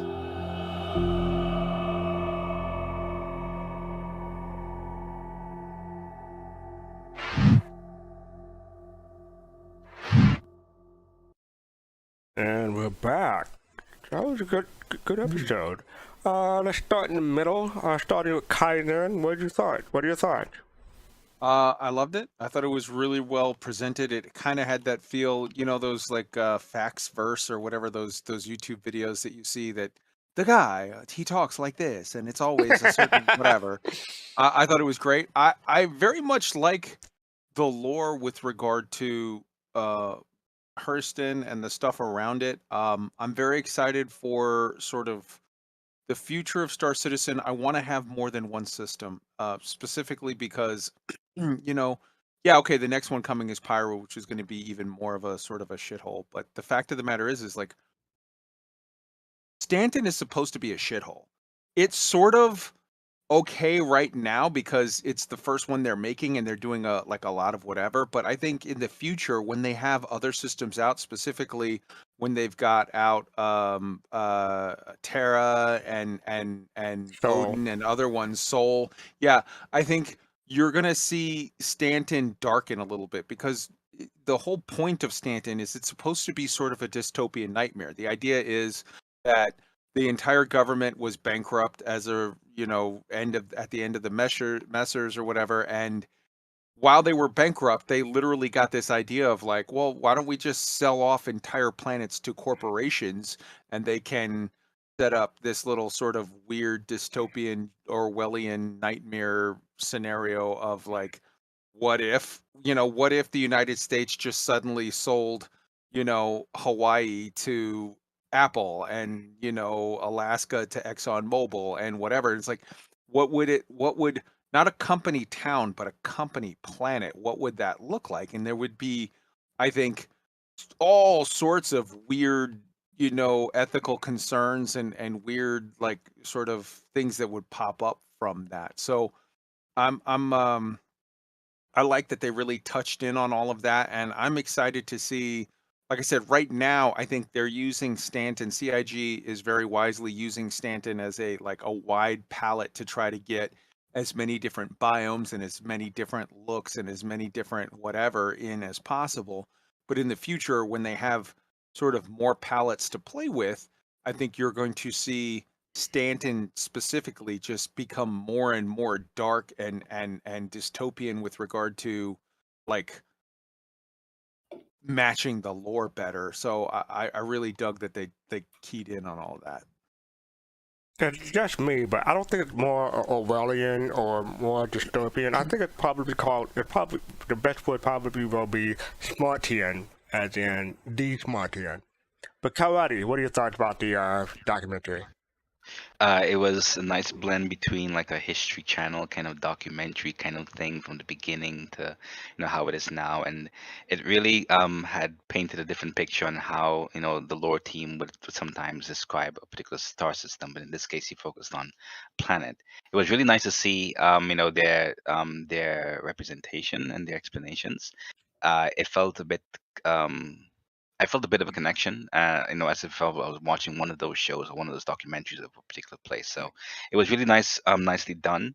And yeah, I'm very interested to see, if they're going to go ahead and do more of this for other planets and other locations. Yeah, and this is done by Liefx. I thought it was Liefx, but it's Liefx. That's how he pronounced his name. So yeah, check him out. I put the link in YouTube chat. Pops, what are your thoughts? I've played other quite a few other MMOs, and I could never give a darn about lore. But this is the very first game that I'm interested in lore. And this is a great tool when you want to do research, you want to find out about the game. It's another, Paul Shelley does his, right? That are very similar to this. And it's good. They're great tools, and the guy did an excellent job on narration. I enjoyed it, and the music fit. Music was fit to me. I've always been interested in game lore, but I play so few games that it wouldn't make sense for me to play a game unless I was really interested in the lore or the story behind the game. So some people can just jump to a game for the gameplay, but no, I try to get more than that. And Black Sky Elysian, that's right. You said it correctly, so I'm not going to do it. That's the right way to say it. Rain Cloud, how about you? What are your thoughts? Well, lore, I think, world building is paramount, no matter what game you're making. And maybe I'm biased because I'm making my own game and doing world building, but I think lore is paramount to the media, to everything that you do. Consistency and continuity and reasoning. Like take Star Trek Picard. When they showed this giant fleet of the exact same ship. And everybody's like, this is dumb. This doesn't make any sense. And then you read the decisioning behind this and go, oh, well, their big fleet yard was destroyed. They had to come up with ships. No spoilers. Oh, you haven't watched it? No. I haven't watched it. Not season 2 done yet. Season 1 is a year old. I'm talking about season 1. All right, fine. Never mind. Okay. Oh, okay. All right, season 1. Season okay. 1's a year old. Okay. Okay, maybe I forgot. I must have forgotten. I watched season 1. I forgot about that too. I forgot about okay. too. Okay. I'm talking about season 1. Okay. Where it like when you watch the show and something happens and you're like, this doesn't make any damn sense, and then you go and you read why the people made the decision, why they thought that way, and it helps. You think about, hey, why do they only have one class of ship? Well, there's reasons for it. Easy to build, quick to build, things like that. And it's like, I think lore is a massive part of Star Citizen. I think it's probably the most important part because it's why the world is built the way it is. It's why they, why quantum travel works. It's so that we have that suspension of disbelief. We have that buy-in. We can connect to this world, and not just because it's role play, but because we can connect to this world. I think it's fucking cool as hell to walk to Hurston and look at this giant golden statue and read about who this guy was. Doesn't matter he didn't exist. It's still cool. How about this? The question is, what would the game feel like if it wasn't there? That's my question. If lore isn't important, and I'm not saying anybody in the channel has said that, but if lore isn't important, what would the game feel like if they hadn't done any lore whatsoever? And by the way, Rain, sorry we jumped to you for the spoiler, but I legit forgot about that aspect of Cloud. I haven't started season 2, and it's been a year since I've seen season 1, so it's a bit far. No worries, no worries. About that. No, it's okay. I was talking about the last episode of season 1, which is I was like, that's a year old. I'm like, okay. No, it's all good. Right. Kusanagi, what are your thoughts? She was great. We were talking about. I was just thinking about season 1. Yeah, it was. I liked it a lot. And then like it was funny because I think it was Kai Zenny's. Like he had a little twang to it, and the first thing that popped in my head was the guy from Caviar Dreams and now Champagne Wishes and Caviar Dreams. I'm Robin Leach. Yeah. And so. Yeah, I thought it was great. I thought it was really cool. I have to see that. Does he have other ones? I don't know. Yeah, there's some other ones. He doesn't have a lot of them, but this is one of the ones that he's one on Daymar, and I forget where the other one is. Yeah, so it'll be cool. We'll have a link. We'll have a link for him. We'll put the link I'll put the link in chat again. But go ahead. Yeah, it'll be cool to see the other ones. I guess it's an interesting take on stuff that's already existing. I think it helps people out a lot. Really, if you think about it, look at it as like an educational guide. For new players, if they saw that, then they get like, oh, okay, so they totally get caught up on the lore, and if they want, they can dig into it further. So, to help out, what Rain's saying is, if you really look in the lore, it gets really good. So, but this is a great way to like, get the cheat notes and to figure out what you're looking at, and then you can dig into it if you want. So, yeah, it's really cool. Okay. Wait. What order? I went Fish, Dark Knight. Wait. Yeah, it's my turn. All right, go ahead. DK tried to jump past you on purpose. These DK, go ahead. This is the kind of like a documentary I would expect to watch on a flight in my 600 and just cruising through and just trying to find something to watch. And there's this documentary on Hurston coming up. Yeah, let's sit down and watch that hellhole. And people could, it's just, it feels like something you can find in verse, if you're sitting in a bar and there comes a documentary or something, it's just, I like these kind of pieces. And you got people like, what's his name again? What's his name? Fastcart? Liefx. Liefx. So, like him, and you've got Paul Shelley, you've got Drew Wagar, who's probably going to start doing this stuff soon. Deep dives into lore that you don't have to go and find and read and things like that. You just pick an episode of someone's show and they have some information about this part of lore. And I think it's great that people are doing this and giving it some visual aspect and it tells the story. And like you said, Rain, if we didn't have it, there would be no story. And so a lot of this stuff would be like, well, what's the point? It has no reason being there. I just want to shoot, so it's, putting a story to it gives it depth. It gives a reason to like explore and look for things. Especially, you never know what you might find. It might be linked to some story that was told a long time ago, and we find out about it. No, you unlocked this, and now this new piece of lore gets written and put out into the verse. So it's so many cool things you can do. DK, I have to ask you a question. So, regarding your 600i, would you like to be able to turn your TV on, like you mentioned, and be able to watch this on there? Yes. Do you think that, like, I know we've both talked about, like the machinimas and stuff like that getting more and more professional. Do you think there'll be a time when like SIG like says, "Hey, we'd like to, use your videos in the game so that we can actually play them on like ships and like have like channels and different systems and stuff like that"? There absolutely should be some kind of Star Citizen tube in the game. Like being able to upload a video to some channel, Moby Glass Tube or something, upload a video to some particular server that CIG runs where you can just have like various channels and you can just pick a channel from your Moby Glass and it shows up on your screen in the game. And you just point it to whatever screen you want to put it on. I think that would be ultimately so cool. It'd be a lot of And screening though. They it have to would screen be a every lot of last bit. streaming. It would have to be a lot of streaming, but But you're wouldn't that be downloading. awesome? Yeah, you're downloading a 100 gig game anyway, so you're gonna have bandwidth. No, no. and he could also We're not streaming. local. I I know said he didn't say screening. He said screening. You have to have Screening. employees to make sure that people don't have inappropriate things on there. Oh, okay. Yep. Yeah, That would be we've talked about that in the past, that hoping that CIG will have a submission aspect, Mhm. not for people who use the Mako, for people who do cinematics, or people Right. who do any of this stuff, so that players can engage, because it'll also give reasons for players to create stuff, Right. beyond just their own personal desire. But if it's like, hey, like look at we always talk about Zark Media.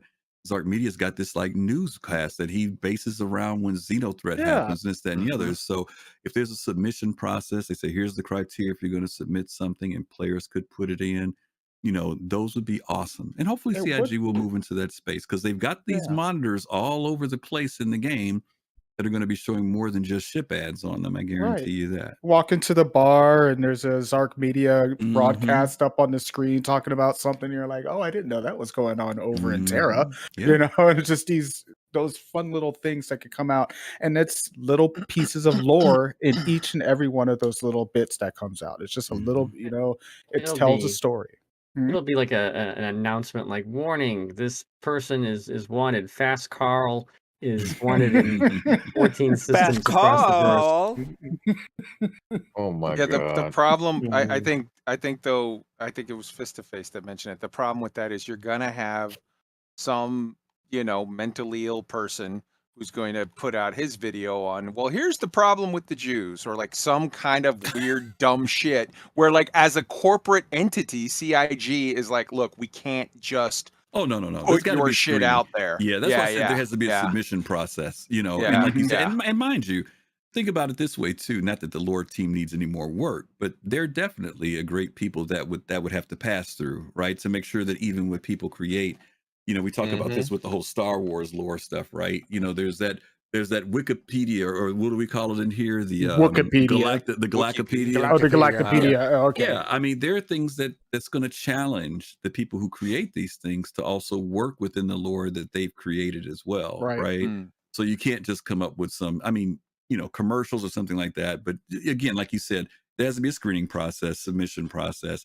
But I think there'll be a lot of people who'll take that challenge on just to know that they've got their thing, that it's in the game. That would be so cool for a lot of people. It connects us.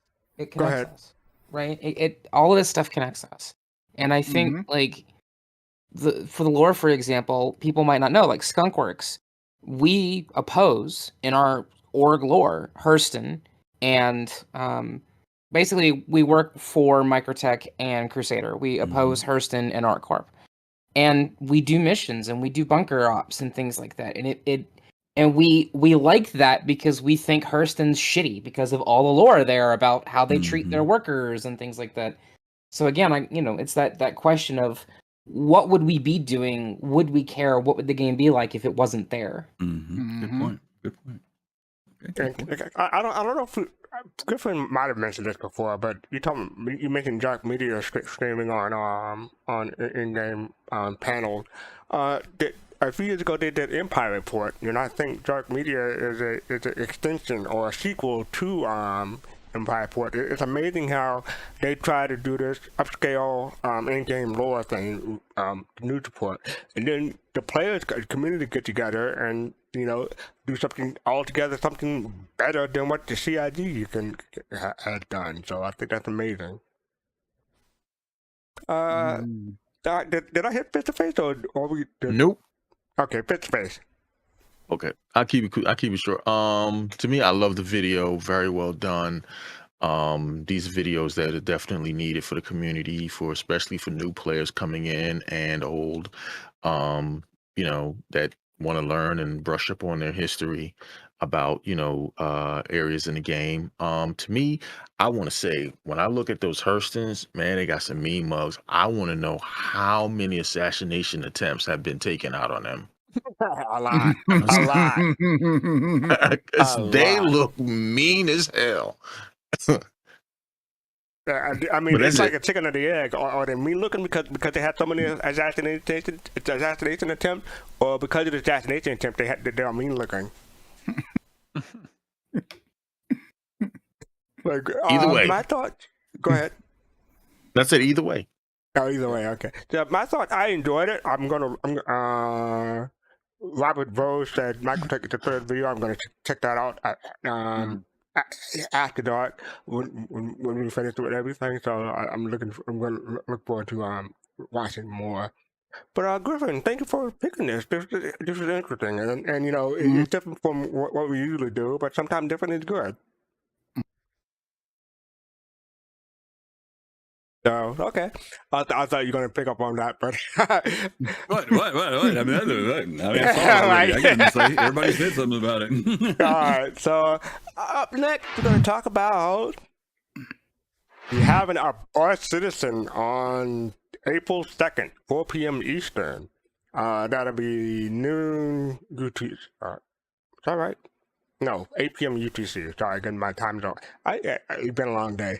It's getting my time zone mixed up. But yes, can you put the link in YouTube chat for me? Sure. Thank you. So yeah, 8 p.m. 8 p.m. UTC, 4 p.m. Eastern, April 2nd. You're having a Bar Citizen, and I have been people have contacted me.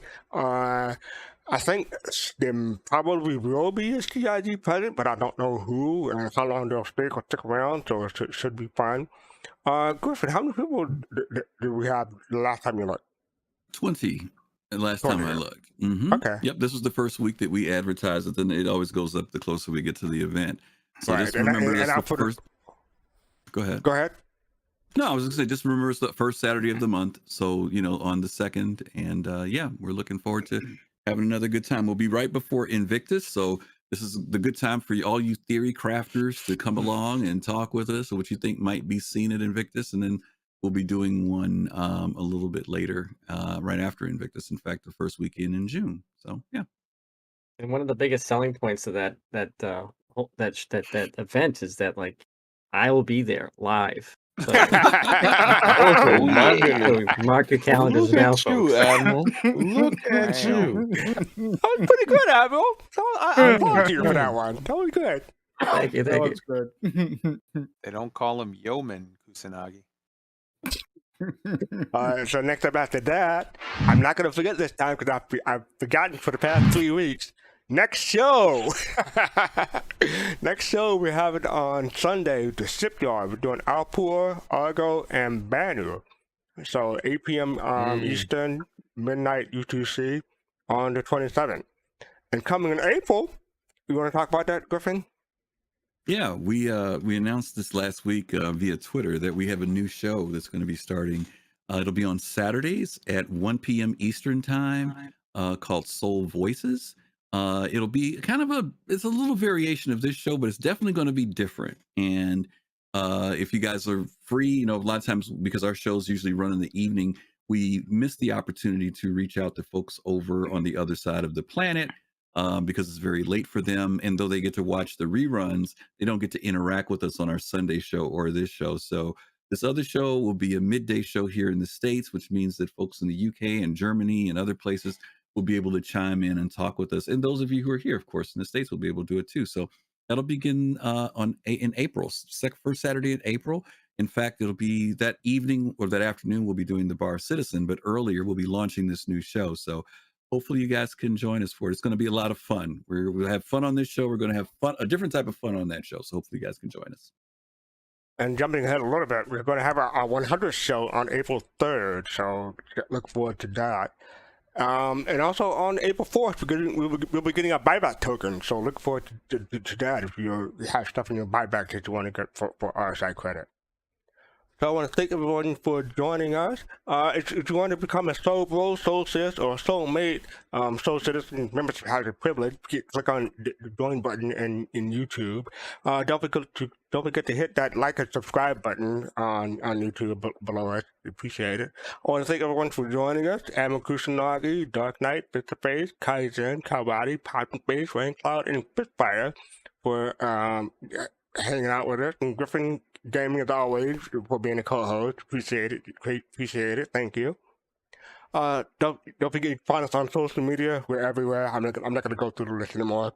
Make sure we check out our merchandise. We sell T-shirts. We sell almost everything now. Long sleeve shirts, hoodies, and everything. So that'll be on our Twitch page. So if you want to check that out, please hit us up there.